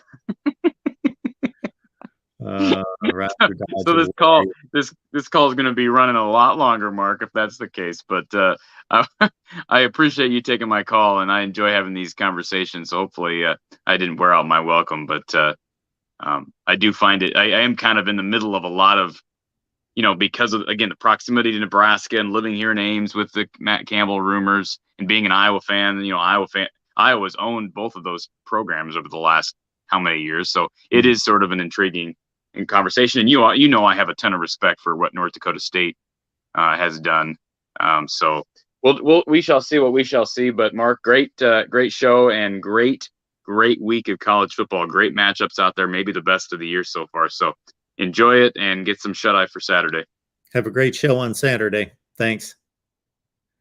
Corey Bratta from the Hawkeye of the Storm. Get on over there, Iowa fans, or if you just love college football discussion and want to hook up with another great channel from the Hawkeye of the Storm. And Corey does our post game here at the Voice of College Football, Iowa, following the Hawkeyes taking on Rutgers in the lowest over-under, from what I understand, tied for the lowest over-under ever. DeReal MVP, how you doing? Hey, Mark. It's going good. How What about you just you? said about the over/under for Iowa Rutgers?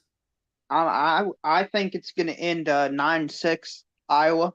So no touchdowns, No 3 field safeties? goals to 2.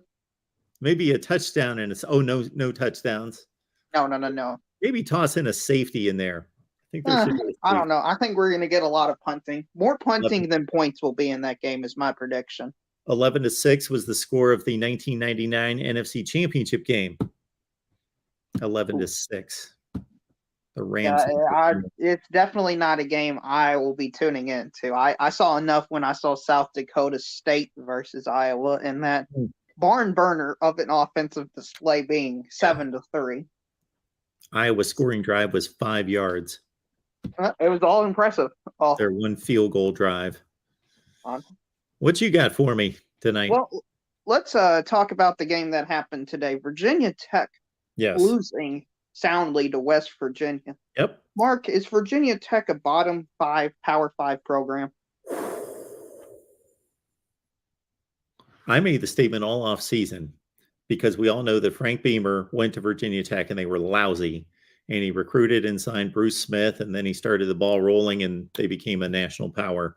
That this had to be the worst Virginia Tech roster since when he first started his run, like early 90s, like 30 years ago. Worst Virginia Tech. They're not good. They're just not a good football team. Are they one of the 5 worst? They've lost to Old Dominion. They have defeated Boston College, and now they have lost to West Virginia by 23 points. Boston College and Rutgers was pretty much a stalemate, 22-21. So you might have something there. Who is worse than Virginia Tech? Colorado, of course. We can't say Kansas anymore. Probably not. I still think TCU might be pretty bad this year. We still have yet to see them really play anyone. Shoot, they might be. They might be because all those other teams in the ACC, Atlantic, are better. At least they look better right now. And again, I've kind of forecasted this to a certain extent, so it's not surprising me. Yeah, they're one of the Vandy.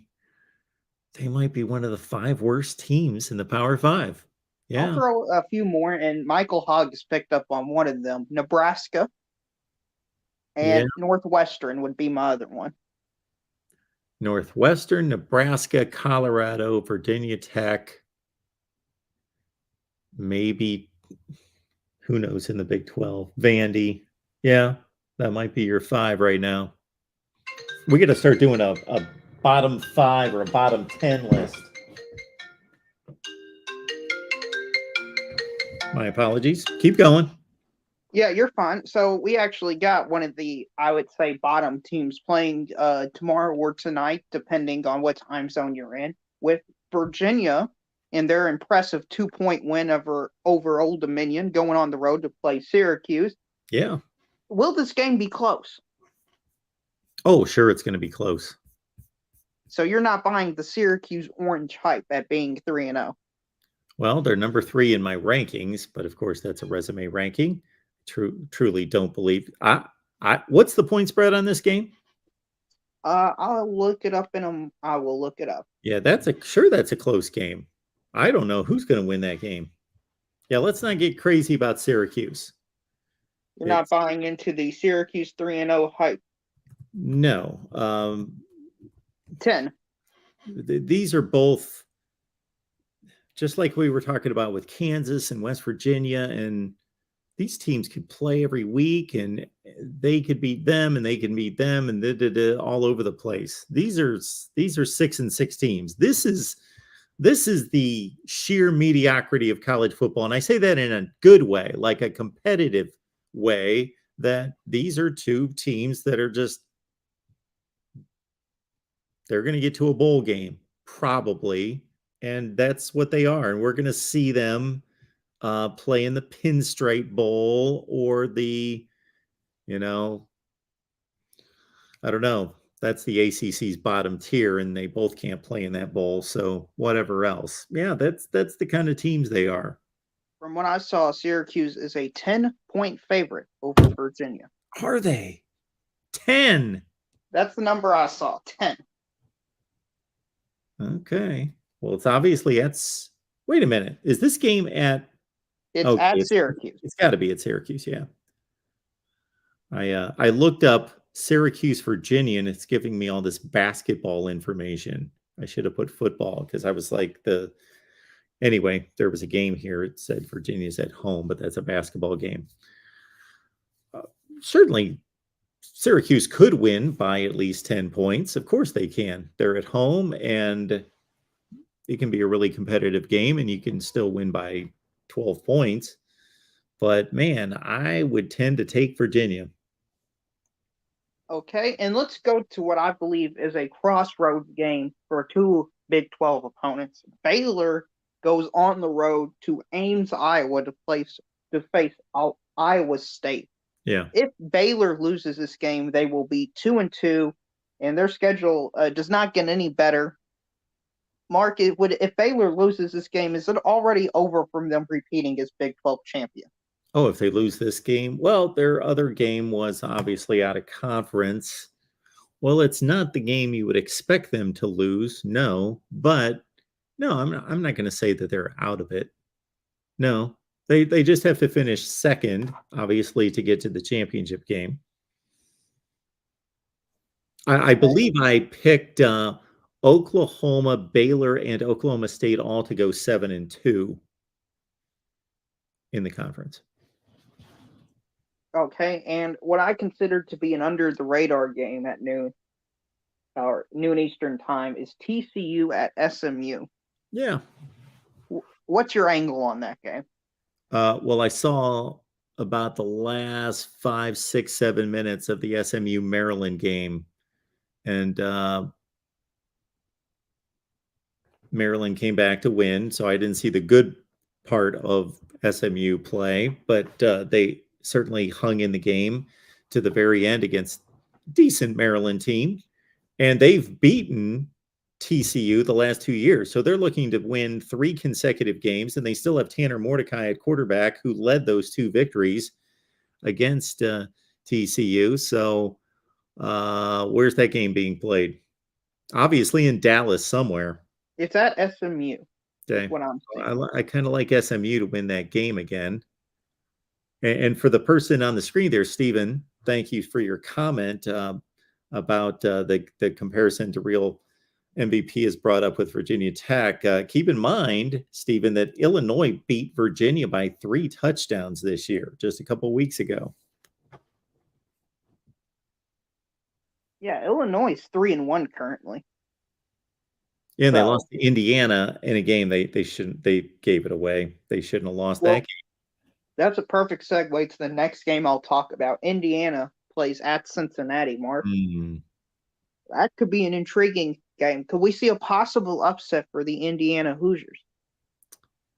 Well, I will remind everyone, because many of these games we bring up seem to be unlikely. Well, of course, they are unlikely. That's the reason why it's like a 16.5-point spread.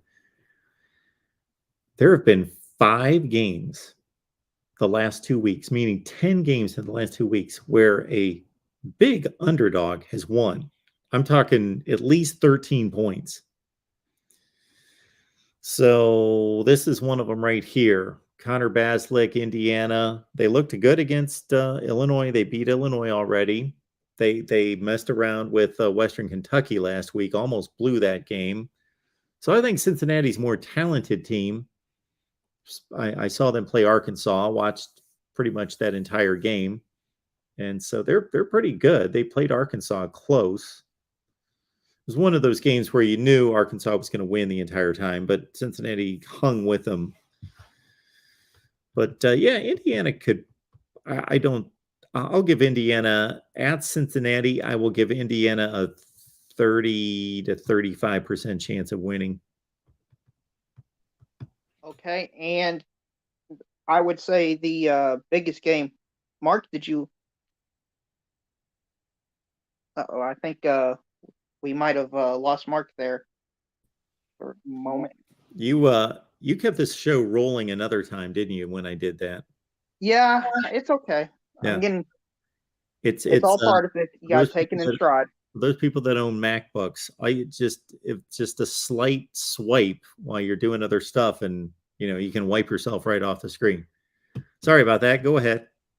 You're fine. And I'm gonna maybe a must-win game. I know it's early on in the season, but Florida at Tennessee. If Tennessee doesn't beat Florida this year, when will it happen? 16-1, Florida against Tennessee. They've got a better record than Ohio State, Michigan. Nobody. I don't hear too many people bring this one up, but 16-1. Yeah, Tennessee. I think this line it's a little too healthy for me. It's too healthy for me, but we had our guy Steve Merrill on from Wager Talk, and his numbers say Tennessee is going to kill Florida. Now that is interesting. I could see that, but as a Kentucky fan, I'll say Florida have, for some reason, teams have mental blocks with them, and I think Tennessee could play better, execute better, but I still think at the end of the day, Tennessee might beat Tennessee, if that makes sense. Sure. Do you think the probability of that is higher because of the team they are facing in Florida? Well, they're facing a team that they're a 11-point favorite against, but the talent is practically dead even. So Tennessee just has a much more proven quarterback who makes better decisions. Hendon Hooker's TD to pick ratio is insane. It's the best in the country, like over a long period of time. And they're at home, and I saw Tennessee play against Pitt, saw most of that game, and I'm still trying to figure out how Tennessee didn't win that game by a lot, because they went to overtime, and all I'm remembering from that game is that Tennessee hit these deep shots against Pitt like at will. It seemed like anytime they just tore Pitt's secondary to shreds, number one. Number two, they knocked out both quarterbacks. They got to Pitt's third-string quarterback because they just lived in the backfield. This relentless pressure. So I don't know how I think they just had all sorts of issues with turnovers because they should have whipped Pitt. I'm a Tennessee guy. I'm kind of on the bandwagon. Ooh, and okay. So Tennessee, if they beat Florida, their confidence is going to be riding pretty high, Mark. Yeah. Yep. Are they going to be a firm top 10 team? Are they going to be deservedly in the top 10? In my top 10? Or just in the AP top 10 or your top 10? Because I'm looking at it in the future, they got to play Alabama, and that could be a top 10, top 8 or so game. Sure. And I think the hype around that game would be very interesting if Tennessee beats Florida. And with Tennessee's explosive offense, I think there will be a few people picking Tennessee over Alabama because you need to score a lot of points to beat Alabama. And Tennessee is one of the few teams in the country that can do that. Oh, I agree. When I looked at Alabama this year and picked them to go 11-1, I had Arkansas in mind and Tennessee. Okay, and just a few more games to hit on. Oregon goes on the road to play Washington State. Potential letdown spot for Oregon? Well, I would hope not. They're playing in their conference now. This is a more important game than BYU. No, I don't think so. If it is, then Dan Lanning needs to learn how to get a hold of his team. Okay, and then the final game I'll hit on is Arkansas versus Texas A&M. From what I've seen, everybody is picking Arkansas, but yet I believe Texas A&M is favored. Is there just something I don't know about that I'm unaware of? Like, why is Texas A&M the favorite? Yes, you have the same reaction that I did and the rest of America. Vegas has kind of a set evaluation on certain programs, and it's tough to budge them. So they love Texas A&M, and Texas A&M's got we all know the big story with Texas A&M. Number one recruiting class. Even the recruiting classes before that were amazing, and they're supposed to be so good. They were number 7 in the country to start the season, having proven nothing, going 8-4 last year. But Vegas will always prop them up a little bit too much. And these two teams were fairly similar last year. Of course, they lost players. Everybody does, but fairly similar. And Arkansas won fairly easily. So, yeah, when I think I know that I got Vegas, then I usually get fooled. But Arkansas looks like a better team. Absolutely. Well, the thing that confuses me the most is stylistically, this favors Arkansas as well. Arkansas likes running the ball. They're good at running the ball. Texas A&M can't stop the run to save their life. So I don't understand from a stylistic component how Texas A&M would be favored in that advantage either. Because if you can't stop App State in the trenches, how are you going to stop Arkansas? Like, do you see why I'm getting at? Yeah, I see that Arkansas has a dynamic quarterback. They have a dynamic running back. And look at Texas A&M's last game against Miami. They couldn't move the ball, and Miami kind of, I don't want to say they gave them the game, but statistically they outplayed them. I don't know that they outplayed them, but statistically they did. And yeah, Texas A&M, despite getting a big win for them, they needed that win. They didn't do anything to disprove the criticism coming off App State. So their offense is still stuck in the mud, and now they're playing an Arkansas team that they don't have a great defense by any stretch, but man, they can score. Oh yeah, I completely agree with that. It'll be fascinating to watch, and if Texas A&M does pull off the upset, all credit goes to Jimbo Fisher, or I guess pulls off the win since they're favored. But that's all I got for you, Mark. Sorry if I took up too much time. Hit the like and subscribe button, everybody. Week 4 of college football, we're already 25% of the way done. It felt like it just started. Good to hear from the real MVP. Now we got David on the line. David Greenshield, how you doing? Hi, Mark. Pleasure talking to you, my friend. I wish never talked to so many Pac-12 people in my life, by the way, last night in that chat, by the way. We've got quite the Pac-12 contingent here at the Voice of College Football. Yeah, I'd love to see us form a Big Ten type channel group like that if we can, maybe sometime. I know we have a lot of Big Ten people, so I think that we could probably have a pretty good group. You know, I know we got some Purdue people out there, Maryland. Unfortunately, we've got some Team Up North fans out there, but you know, a lot of them. Yeah, well, way too many for my liking. But that might be my largest fan base here at the Voice of College Football. Yeah, I need to start to recruit more Ohio State fans to Mark Rogers TV. Yeah, I want to talk. Hey, by the way, they talked about the Oregon State USC game. You have a feel for that game?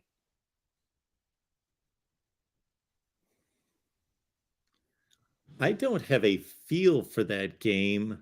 I just know that you know, it's one of the few games this early in the season we've got a direct comparison with both teams taking on Fresno State, and USC handled Fresno State. Oregon State did not. They had to win the game on the last play of the game. And Oregon State lost its tight end, which is a main cog in its offense in this game. Yeah, you know, this is going to be USC's first. Well, no, they played at Stanford, but you know, playing at Stanford in terms of an away game, besides the travel, the atmosphere is zero. So this is going to be their true road test, first one of the season.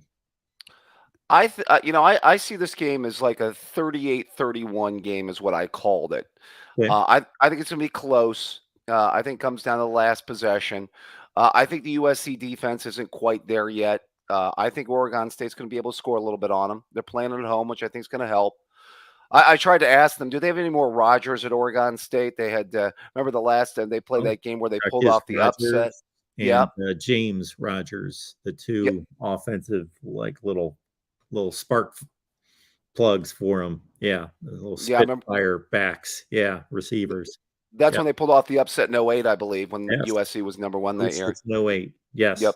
Two Unfortunately, they brought up that they kicked the Buckeyes butt the week before. We had to live through that, but that's it was not good. The Todd Beckman, and that was his final start. That was it. Yes, fortunately for us Buckeye fans, the end of the Todd Beckman era, which couldn't come too soon. Todd Beckman played in a national championship game. He played there. I mean, he got him there. He didn't play real well in that game, but he got him there. I'll say that. Nor did he have a chance on some of those throws. Yeah, and it's a shame because they played a lot better against LSU than they did against Florida. That game flipped on a couple of plays. It really did, and one of those plays was when Beckman threw a beautiful pass to Robisky in the corner of the end zone. Yes, Terry Robisky, or that Brian Robisky. Brian Robisky, yeah. Dad's name, Terry. Brian Robisky, the defensive back, boom, it's a beautiful ball, boom, touchdown, and knocked it out. And then he got like blindsided the next play, fumble, and LSU gets the ball back because I think they would have been within a touchdown. No, they would have taken the lead at that. There was a 10-10 game. They would have taken the lead with Robisky. They get a field goal blocked, LSU scores, and then Beckman throws a pick. And then they fell behind 2 touchdowns, and that kind of was all she wrote because it was like they ended up losing by 2 touchdowns. I think the halftime score wasn't it 24-10? 24-10. Yeah, that's where those 2 touchdowns came into play.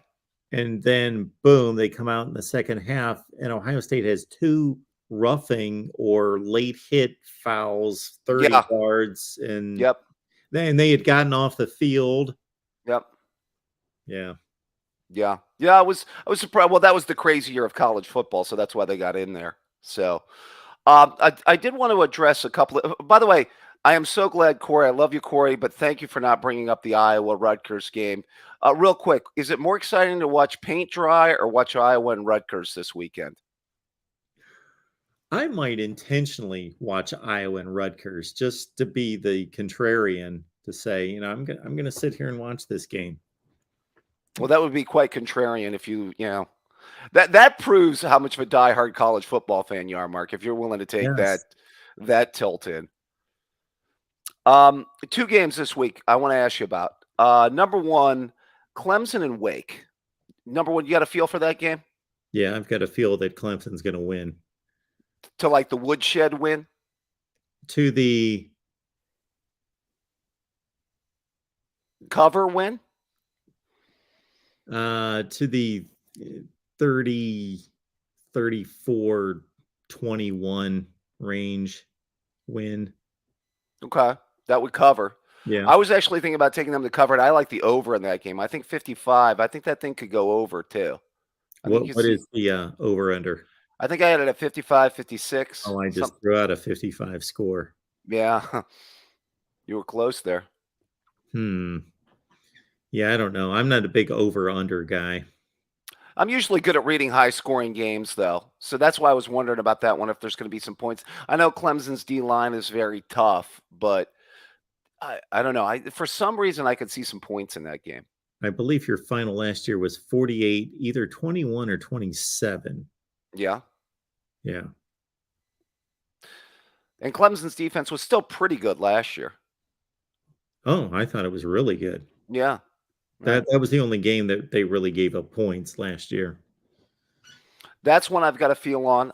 Also, by the way, I heard Klatt and Coward have a discussion. Coward already said that he thinks Oklahoma is the second best team in the country he's seen after Georgia, which I think is a joke. Well, Yeah. is he watching college? Like, are those the only 2 games he's watched? Yeah, apparently. I mean, he said he watched Ohio State, Notre Dame, and he's watched other teams. He watched Alabama, Texas, and I found that very hard to believe when he said that. You could have knocked me over with a feather. Well, I did pick Oklahoma to go to the playoff. Okay. I picked Utah, so how am I feeling now? Yeah, so did I. Yeah. Yeah, I by the way, I'm riding the Sooners this weekend. That's what I was going to say for the pick. I think -12 in Norman against Kansas State.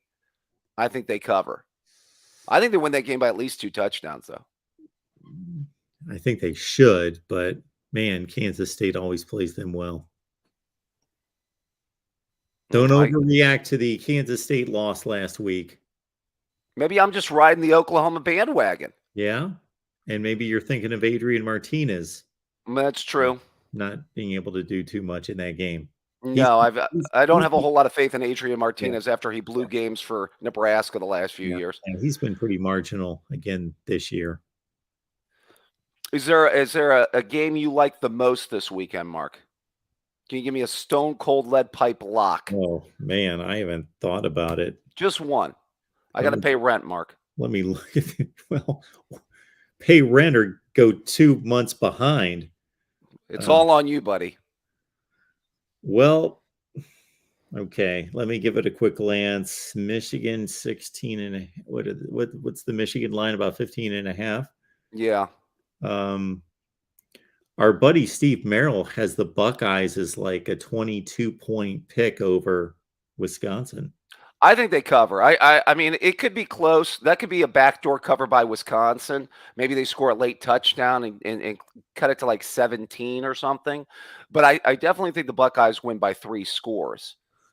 I could see them winning by at least 3 touchdowns. Because I just don't. That Wisconsin offense just, I don't see it. What's the Oregon-Washington State line? I don't have it up right now. Yeah, I'm glad you, by the way, chimed in on that stat on that Wisconsin-Washington State game about that yardage disparity. Thanks for helping me out on that one. Well, in all due respect, I will give Washington State, of course, the credit for the win. They won it fair and square, but that's not sold me on Washington State and Wisconsin. Oregon -6.5 is what I'm seeing. I think that hook could come in. I could see Oregon winning by a touchdown. Yes. That's where I'm headed. And, I know Florida State's, I think Florida State's one of those teams that they're not going to beat anyone by a lot. And I also think that Jordan Travis is kind of questionable, beat up for this game. He got knocked out of the last game. I'll take BC, and it's up to like 17.5 against Florida State. Dude, Jeff Hafley, going to get it done at BC? I wonder. Yeah, they're off to a bad start. Yeah, it's pretty rough. Yeah, I mean, those are the games I'm leaning at. By the way, you're releasing picks, though, or you haven't already released your picks? They're not out there, no. Okay. They're coming. Okay. Well, I'll be waiting for that. Yeah. Going to run another live stream on Saturday? We will be here. Absolutely. All right, my friend. Always a pleasure. I know you got other callers waiting. You have a great night, Mark. Thank you, David. Hey. Our man, David, Greenshield Buckeye fan. Always a good call. Nick, how you doing tonight? Hey, Mark. How you doing? I am doing just fine. How are you? All right. So I was calling in about I'm a Michigan fan, but I'm actually calling in to talk specifically about Michigan State because I watched their game. There wasn't much to watch as a Wolverine fan over the weekend. I mean, we expected to take care of UConn, of course, but with Michigan State, what I noticed, I mean, it was obvious to everyone, was that pass defense against Washington and how there was no improvement, at all from last year. And I just feel like, isn't this the formula now against Michigan State for any team in the Big Ten that has a QB with a pulse? Look at Maryland, look at us, Ohio State. I mean, shouldn't, the Big Ten and any other, now we're going into Big Ten play, but shouldn't that just be the formula against them? Just abuse them with the pass game, like to death. Yeah, it should be. I do think that that's the big narrative. And Michigan State was bottom 5 to 10 in the country. They might have been last season in yardage given up per game, but I do tend to move off of that number a little bit. I know that it was atrocious. Their pass defense was atrocious, but I do know of some games where they gave up a lot of garbage yardage, or yardage in particular. Miami threw the ball 59 times against them because they couldn't run it, and they threw a lot of underneath passes that didn't do any damage, and Michigan State, of course, won the game. So, and Michael Penix, when he's on, he's pretty exceptional. Right. Yeah. No, and I mean, he's above average, of course. And that's what I'm thinking. You look at, I don't know about you, would you consider Talia Tagovailoa an above average quarterback? Yes. Okay. Well, I think, because I heard Steve Dace say this, that he's predicting Maryland to beat Michigan State. And at first I thought he was crazy, but after seeing that Washington game, I think it's perfectly doable. Oh, sure it is. Yeah, it's doable. I think what's even as alarming as what Michael Penix did through the air is that Michigan State couldn't protect Peyton Thorne. He got thrown around like a rag doll. Like he was beat up in that game, number one. Number two, if you look at Michigan State's rushing stats, and I watched that game until Michigan State had no hope of coming back, and I moved on to something else. So I watched that game, and more so than Penix doing what he did against their secondary, because I just expected that, was that Peyton Thorne was thrown around like a rag doll because they couldn't protect him, and Michigan State couldn't run the ball. They ran for like 40 yards. They ran for like 2 yards a carry. They couldn't. Basically, Peyton Thorne ran around and made plays, and Leon Coleman, their best receiver, at least in this game, because they didn't have Jaden Reed, made plays, and that was the only thing Michigan State had. They got whipped. Yeah, you could see it even later in the game, because I kept kind of tuning in and out of it. But like later when they were trying to make their comeback, they go, I think it's like fourth down play, and they throw it behind, like they threw the ball before, like to the sideline before the first down marker, and the Washington State like cornerback or safety, whoever it was, just comes in and punches the ball like out of the air. And I felt like that really summed up the physicality that Washington brought to that game. And that was strange to me because, not trying to, take a dump on the Pac-12, but you just, you don't expect that usually going up against Big Ten teams. And there was earlier in the game, I was getting frustrated with Washington because I don't know if you remember where they got stopped right on the goal line early in the game. They, tried to run it four times. Safety. Yeah. Oh yeah. I mean, what's it? Broussard, I think the running back from Michigan State just slipped in the end zone pretty much. But I think he slipped because they threw their guard and center right in his lap.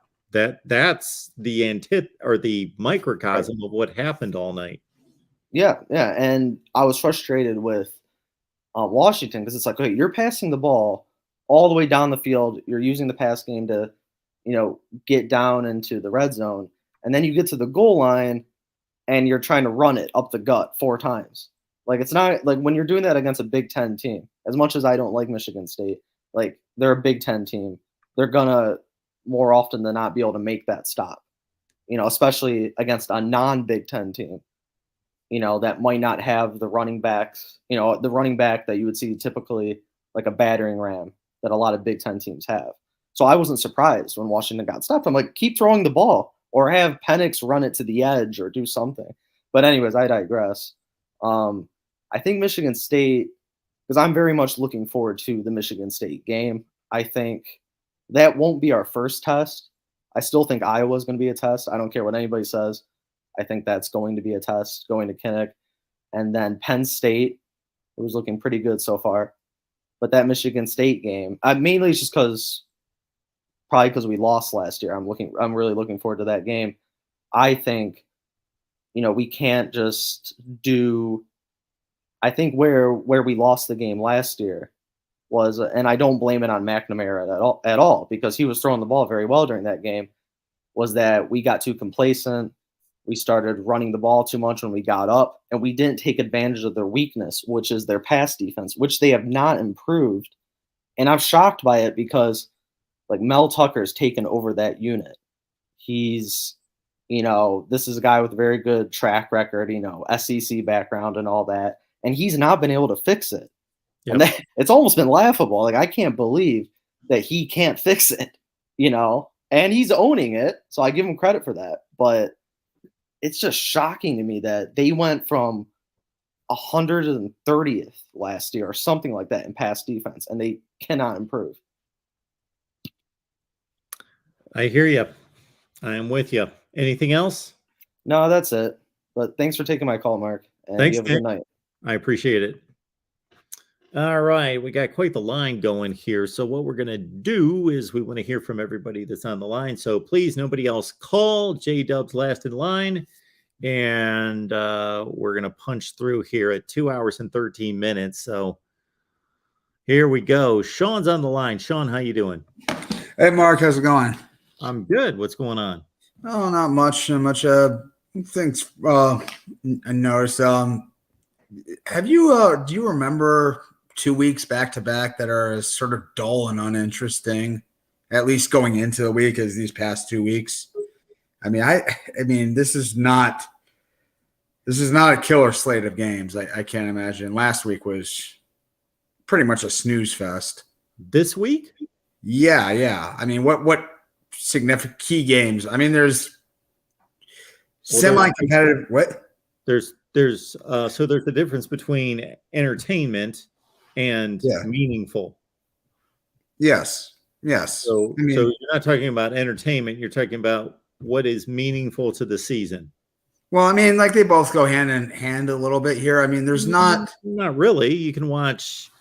I saw Indiana and Illinois play a great game, but it's not every weekend has the potential to be entertaining. You don't know. I mean, games emerge out of nowhere that can be classics. But as far as like games, I'm like actually geared up and interested to watch. I mean, there are some like mid-level matchups that look fairly competitive, but I mean, what's the big game? The game day game this week is Florida and Tennessee. Yeah. And I saw Florida nearly lose to one of the worst teams in the country at home last week. Yeah. And that's the marquee game of the week, really, right now. Well, if you're believing in the game day standard, I never know where they're going. It doesn't matter. Yeah. So anyway, let me throw some games at you. Okay. And I'll try to sell you on these. Clemson and Wake Forest. Wake Forest won the division last year, obviously knocking off Clemson. They didn't beat them, but they took the championship from Clemson for the first time in a million years since 2014, and Clemson's taking on Wake. So there's one of the most important games in the ACC this season.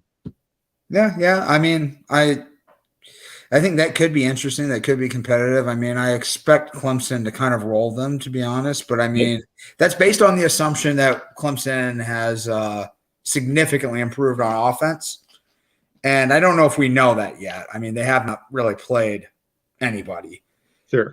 So, I mean, like, that'll be interesting. But, that's not a game I'm expecting to be like on my seat in the fourth quarter waiting. I mean, I think the game I'm kind of most interested in is the Maryland-Michigan game, just because I have zero. I really think Maryland's improved. I think they have the type of team that can kind of threaten Michigan because they can steal some big plays. Sure. Like, they can be struggling on offense all the game, and then all of a sudden, hey, they have 28 points because they just bombed you a couple of times. And I also like, I mean, Michigan, after their non-conference schedule, it would be interesting to see them play a real team of some caliber, because they have the worst non-conference schedule I've seen in a long time. And Gonna try to be quick here, but I did want to say all this talk about the Nebraska head coaching job. I've heard this name come up a couple of times, but it hasn't. Like you went through about 10 different names with Corey earlier about coaching candidates, and none of them were Luke Fickell. And to me, I think he would be unambiguously the top candidate if I'm looking at Nebraska, like right now.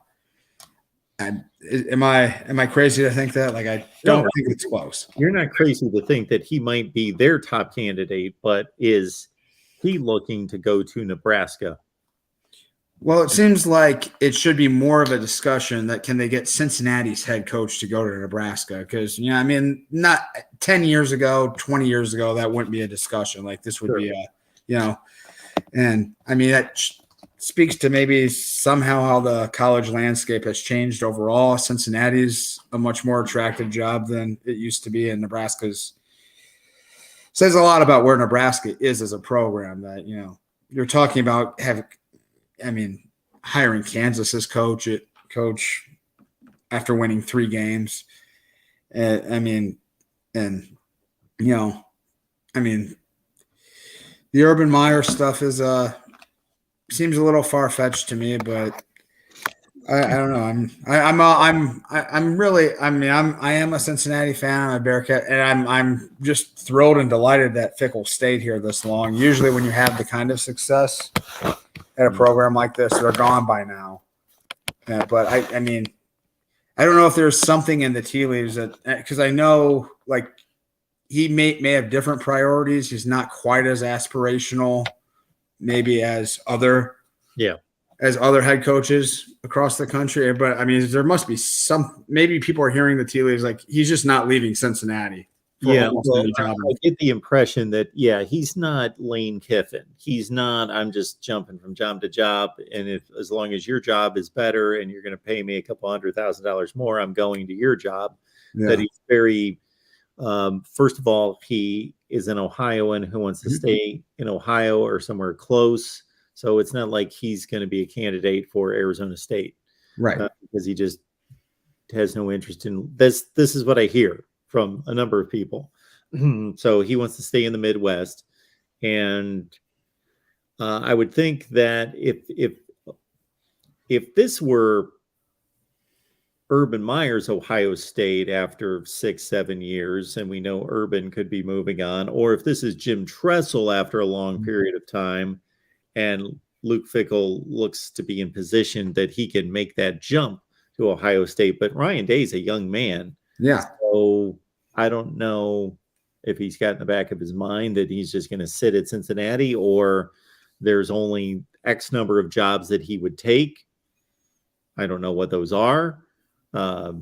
If that's everyone that comes to mind already has a coach that just got there. So it's not going to be Notre Dame or Oklahoma I don't know what his strategy is, but he's obviously, like you just mentioned, he obviously likes it there. Yeah. Because he could go almost anywhere, and he hasn't. Yeah. Well, thanks, Mark. You have a good night, man. Thank you, Sean. I appreciate it. Voice of College Football right here. Get the Amazon link. When you shop Amazon, please use the link that we provide in the description sections. We got post game all over the place this weekend. And of course, you know that we're going to keep you updated on all the post game. And I say that seeing a couple of our post game hosts here coming up here soon. Austin Williams, what's going on? Nothing much, Mark. Just here to talk some good old college football with you. Okay, good old college football. What do you got for us? Florida, Tennessee. Okay. How do you see that game for Tennessee? Is this their prove it game? No, this is not going to. This is so for some teams, they're at a level, and I don't want to put necessarily Tennessee at this level, but where there are only games in which you can be downgraded. You can't be upgraded. So them beating Florida, that's a nice little check mark. It's not that Florida's a bad team or they don't have talent. They certainly do. But I think Florida has shown us the first 3 weeks of the season that they're not going to challenge for anything serious. So this is more of a, okay, we got past them. Let's keep moving in place of a, yes, we did it. Now the only people that are going to be cheering and going crazy when Florida beats Tennessee are Florida or Tennessee fans, because they've had to live through 1-16. But for the players themselves that don't care about 1-16, they're just playing for this season. Yeah, Florida, that's going to be a nice win for Tennessee against the 4th or 5th or 6th best team on their schedule. But it's not a proving ground. No, it's about as much of a proving ground as them going to Pitt and winning, if that. And the reason why I brought that up, Mark, is because the guys over on the SEC network, they've been having a debate on who's the 3rd best team in the SEC between Kentucky, Arkansas, and Tennessee. Because we all know Georgia and Bama are number 1 and 2. However you want to order them, that's up to you. But like the 3rd best team is in question to a lot of people. That's why I brought that question to you. If Tennessee beats Florida, would that put them over the edge? But as you just said, that's just a nice little check mark.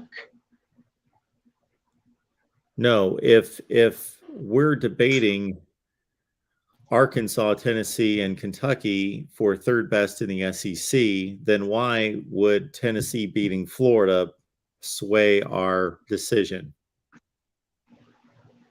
Because Florida's a proven winner?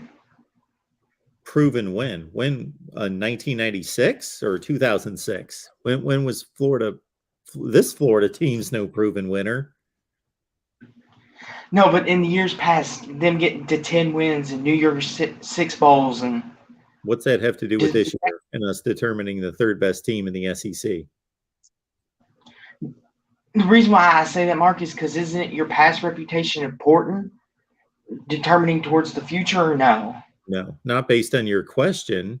If we're talking about who's jockeying for position of all-time rankings within the SEC, yes. But if we're talking about who's the best team or the 2nd or the 3rd best team in the SEC today, then absolutely nothing matters except for how good these teams are right now and how well coached they are.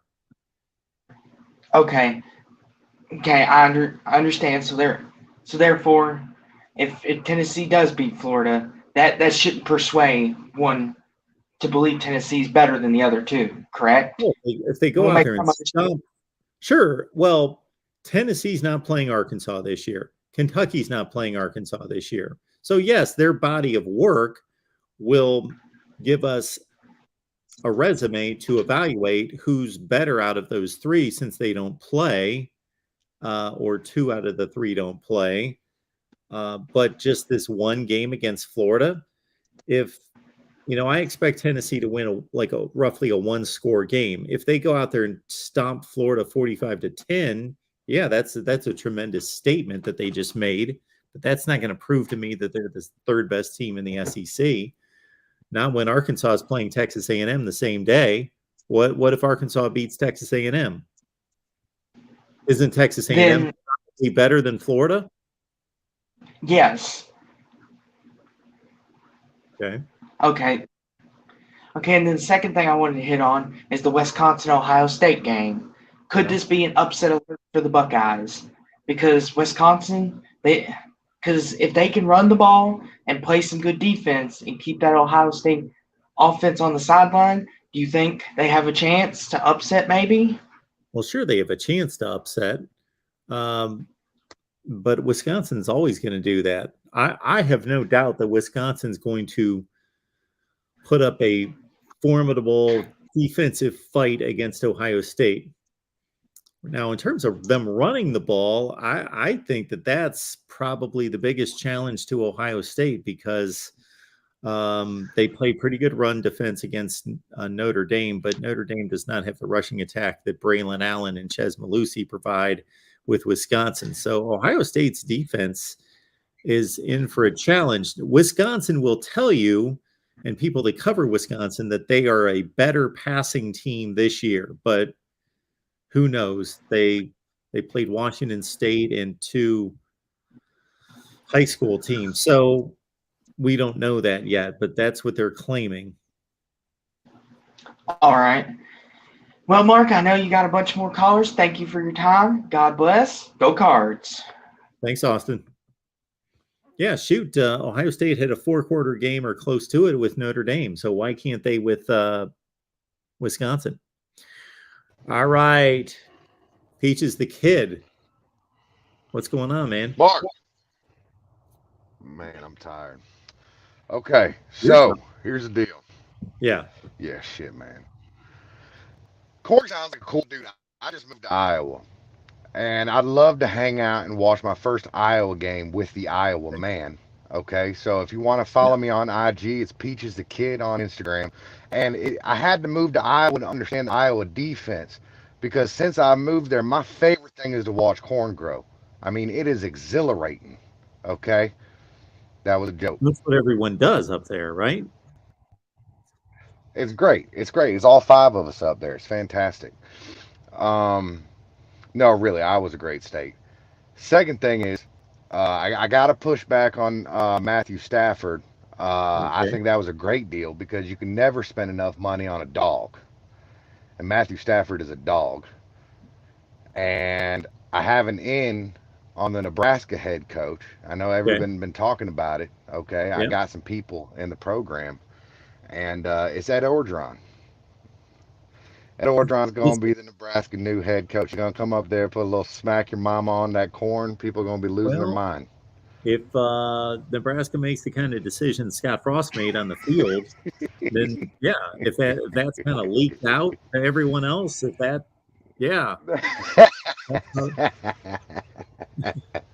might have something there. But no, seriously,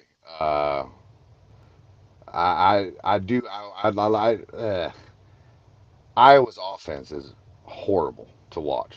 Horrible to watch. That's a rude thing that you just did to the word horrible. I don't think you should put that on the that Iowa offense shouldn't be put on the word horrible. That's the terrible thing to do to that word, because I think we need to invent a new word. I called you, I don't know, a couple months ago before the season started, and I asked, what does Iowa got to do to get to the next level? And I said this, I'm not pretending that they're going to be a top 10 team. And everyone ate me apart in the comments. They are top 10. They're not a top 10 team. Not consistently, they're not. They don't recruit like a top 10 team. And I understand it's college football and there's always, but you can pretty much guarantee top 10 teams regularly, right? I'm not saying every single year, but Notre Dame is a top 10 team. Ohio State is a top 10 team. Clemson is a top 10 team. Georgia is a top 10 team. Alabama's obviously number 1. You have the top 10, and then in the bottom half of that top 10, you can throw in, your Baylors, your so and so's. I just didn't see Iowa getting to that level, right? Because, Peaches, I gotta give you some advice to not be hanging out with some kind of crowd where they're pushing Iowa as a top 10 program. That's not a good place to be. You found a good place here, Peaches. We have a smarter crowd than that. No. I will say that, I want to see Iowa do well, but just because I live there and the people there love Iowa. I mean, it is a great fan base. Really. Sure. And that's something that I learned when I moved here, because I'm a Georgia fan, grew up in Georgia. Okay. So SEC football is a religion. It's different. It's just different, And then I moved, and I never thought, because I lived in Colorado. I lived all over. I had no idea how serious they took it out, in the Midwest. So I'd love to see Iowa do well, but it's not looking good. Also, I want to hear your thoughts. I know they said something about the Texas A&M and the Arkansas game this weekend. The only reason why I think Vegas has Texas A&M high is because Jimbo knows where all the bodies are buried in Tuscaloosa. That's the only reason why they got him that high. I mean, I can't stand Jimbo. right? And I love Sam Pittman as a Georgia fan, but also as a human being. I think Sam Pittman is an actually good person. When you listen to his, when he got the job and he started tearing up, it makes you want to root for the guy, you know. Yeah. But what are your thoughts? What are you thinking on that game? Well, if we're talking about people real quick, I'll follow you in line there because I tend to not evaluate people I don't know.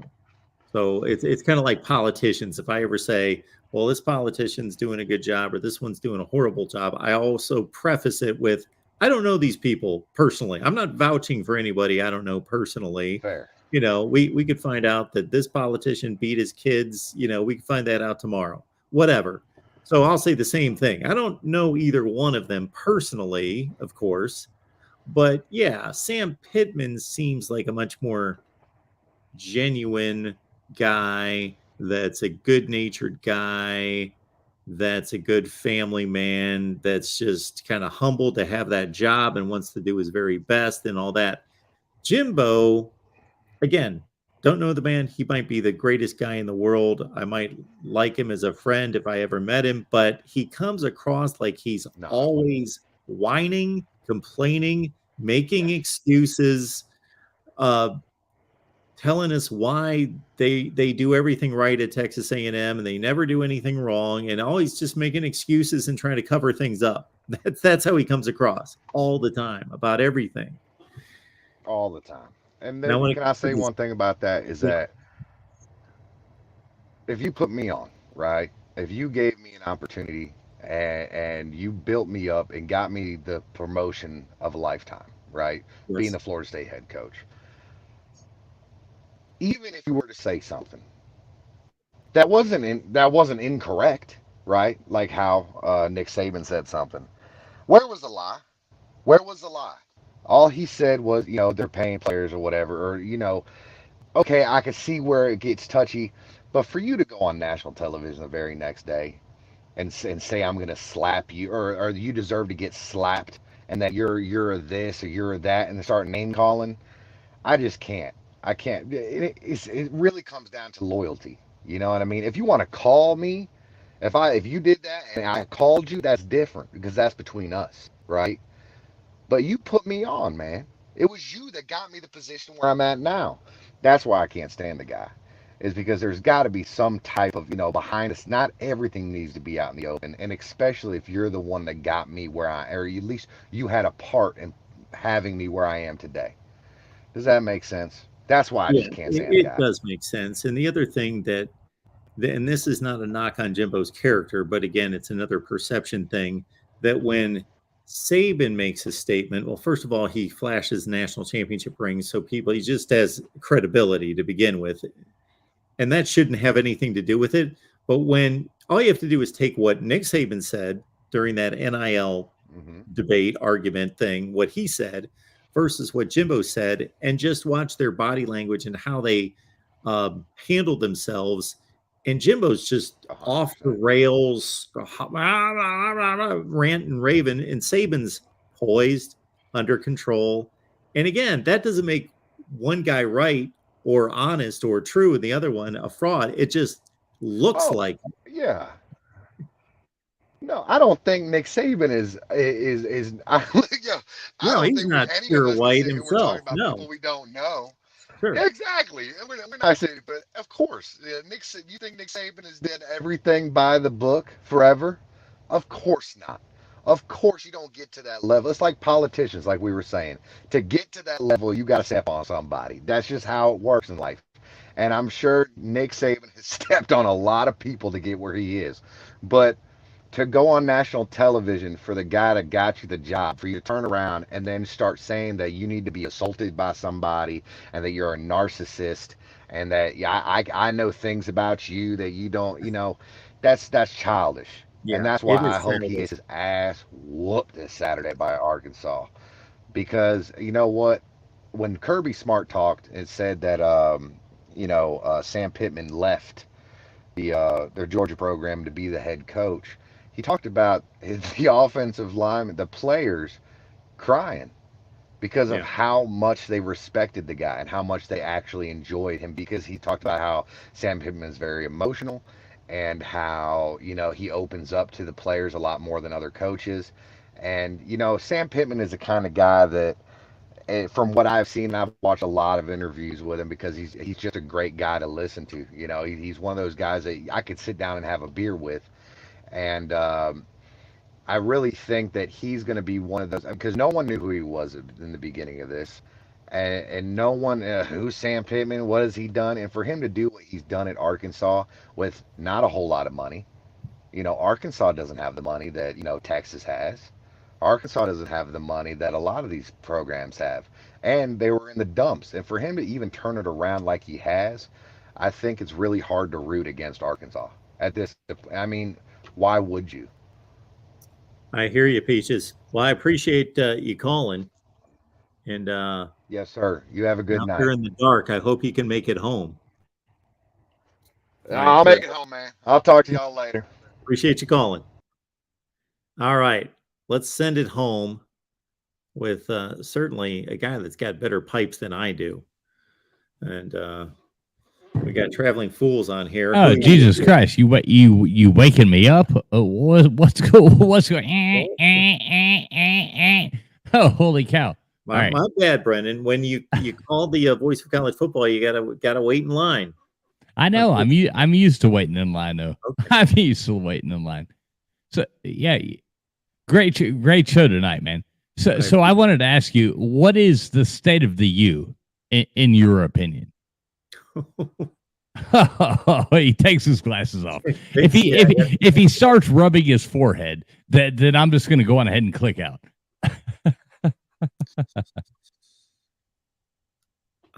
I think the U is in better condition than it's been in a lot of years. Now, that's not saying a whole lot, because I think the biggest issue for this program since its heyday, since hiring Butch Davis, I'll even throw Larry Coker into this, even though we won a national championship. Oh, wow. And I always make the statement that Mark Richt, I'm going to put him in a different category. We obviously see the health issues that he's had since. I just don't think he was in his prime and really had it in him to be the guy that he was at Georgia that made them what they were. So I definitely think Mark Richt was a top roughly 5 to 10 coach in the country when he was at his best. So he wasn't that guy, even though he had a nice season and he did some good things there. So let's put him away. Miami proved that they continually hired the wrong guy, because everyone that they've hired since Butch Davis never did anything before Miami, never accomplished anything after Miami. None of them anywhere. Are you saying Al Golden was not a good hire? Randy Shannon or not? I know I'm the contrarian, but yes, that those guys were not good hires. So they continually got it wrong. Now with this guy, he's the first, again, Richt, throw him aside, that, he had a decent run at Oregon, showed us something there. So I do think he's the right hire. That doesn't make him the perfect coach, because he's certainly showed us issues at Oregon, managing some games and some opponents. And now he showed us that on Saturday against Texas A&M. So good hire, but still has some growing to do. Yeah, it's like a womp womp. Like why can't we ever just get it right? I'm not saying that he's not right. I'm here to give him a chance. But and he's a great recruiter. So, and Miami, I mean, who's going to? And that's Indiana. Come to Miami. The NIL is going to make a big difference. But I don't know what to think about the U. Do you? Well, again, this is how many straight games against a quality opponent that we dropped. Shown up. Yeah. Right. Yeah, we haven't beat an SEC team in 9 years? Something like that, right? I think we got to go to the Notre Dame game in 2017 was the last time. Okay, big stage, top 10 opponent. Okay. No, I said SEC team. Sure, I know you said but SEC, but I'm just saying. Right. Yeah. To actually have won a game. So I'll keep it short. It's fun doing those post-game shows. But one thing I have to ask you, and this is funny, is how is it possible that we can get on there after these post-game shows and talk about exactly what we're talking about right now and say the reality of it?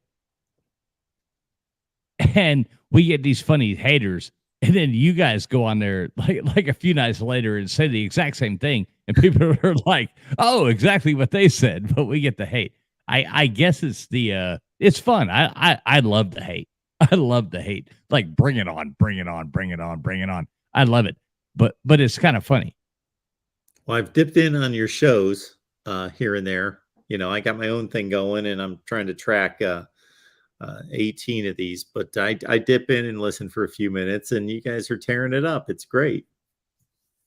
Right, but you know what I mean. We're talking the reality of the program. Like this is what it really is, and let's look at it from a like straight down the middle. Like, let's not make up all this crazy unicorns and all this stuff dancing around. Let's look at it as reality, and we can do that.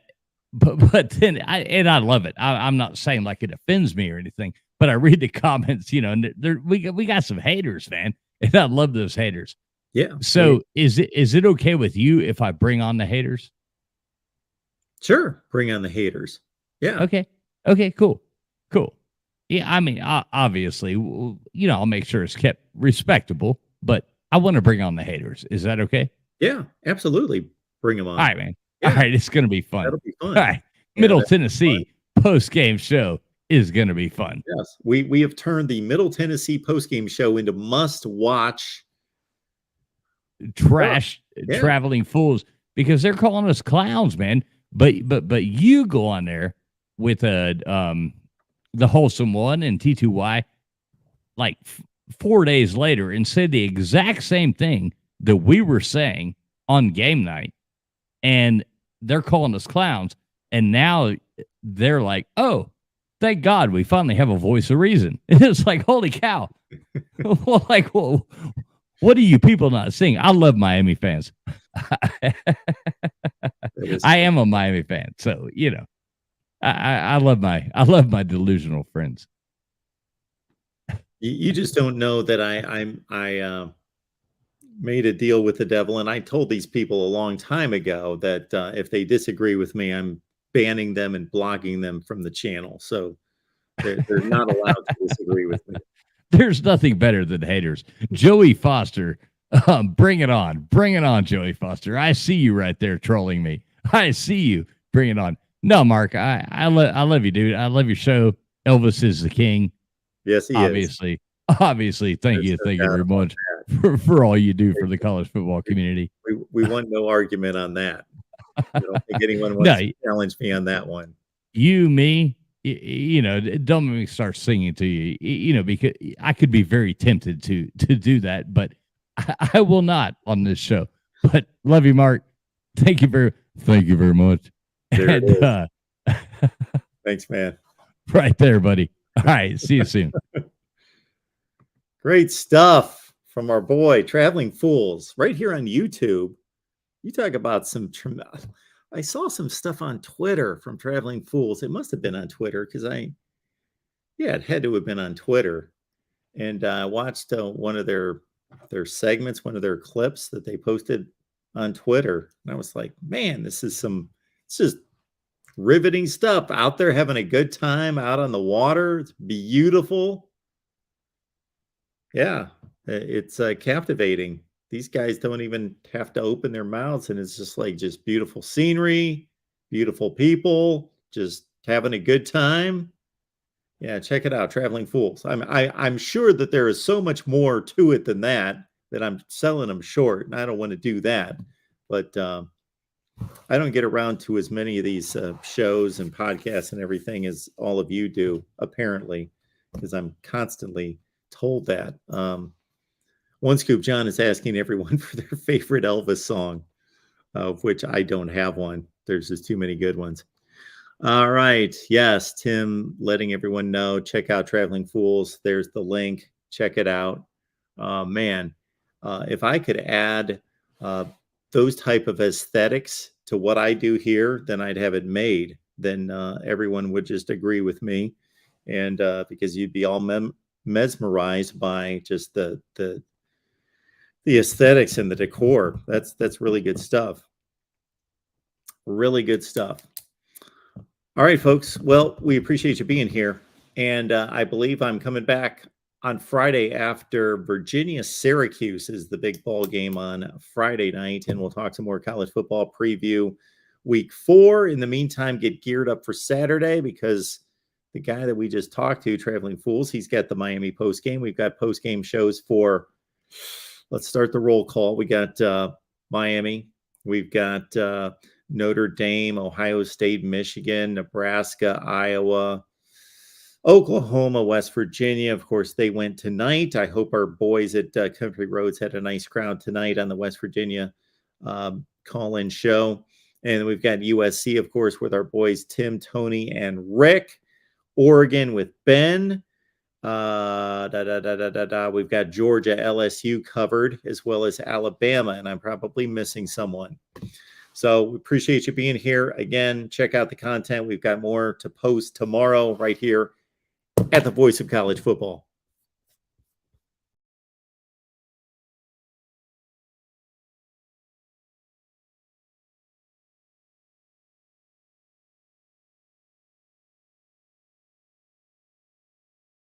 And you guys know you will keep me on here a little bit longer if you keep posting Elvis songs in the chat. So we will have to check those out to see what you guys are coming up with. We got a few in there.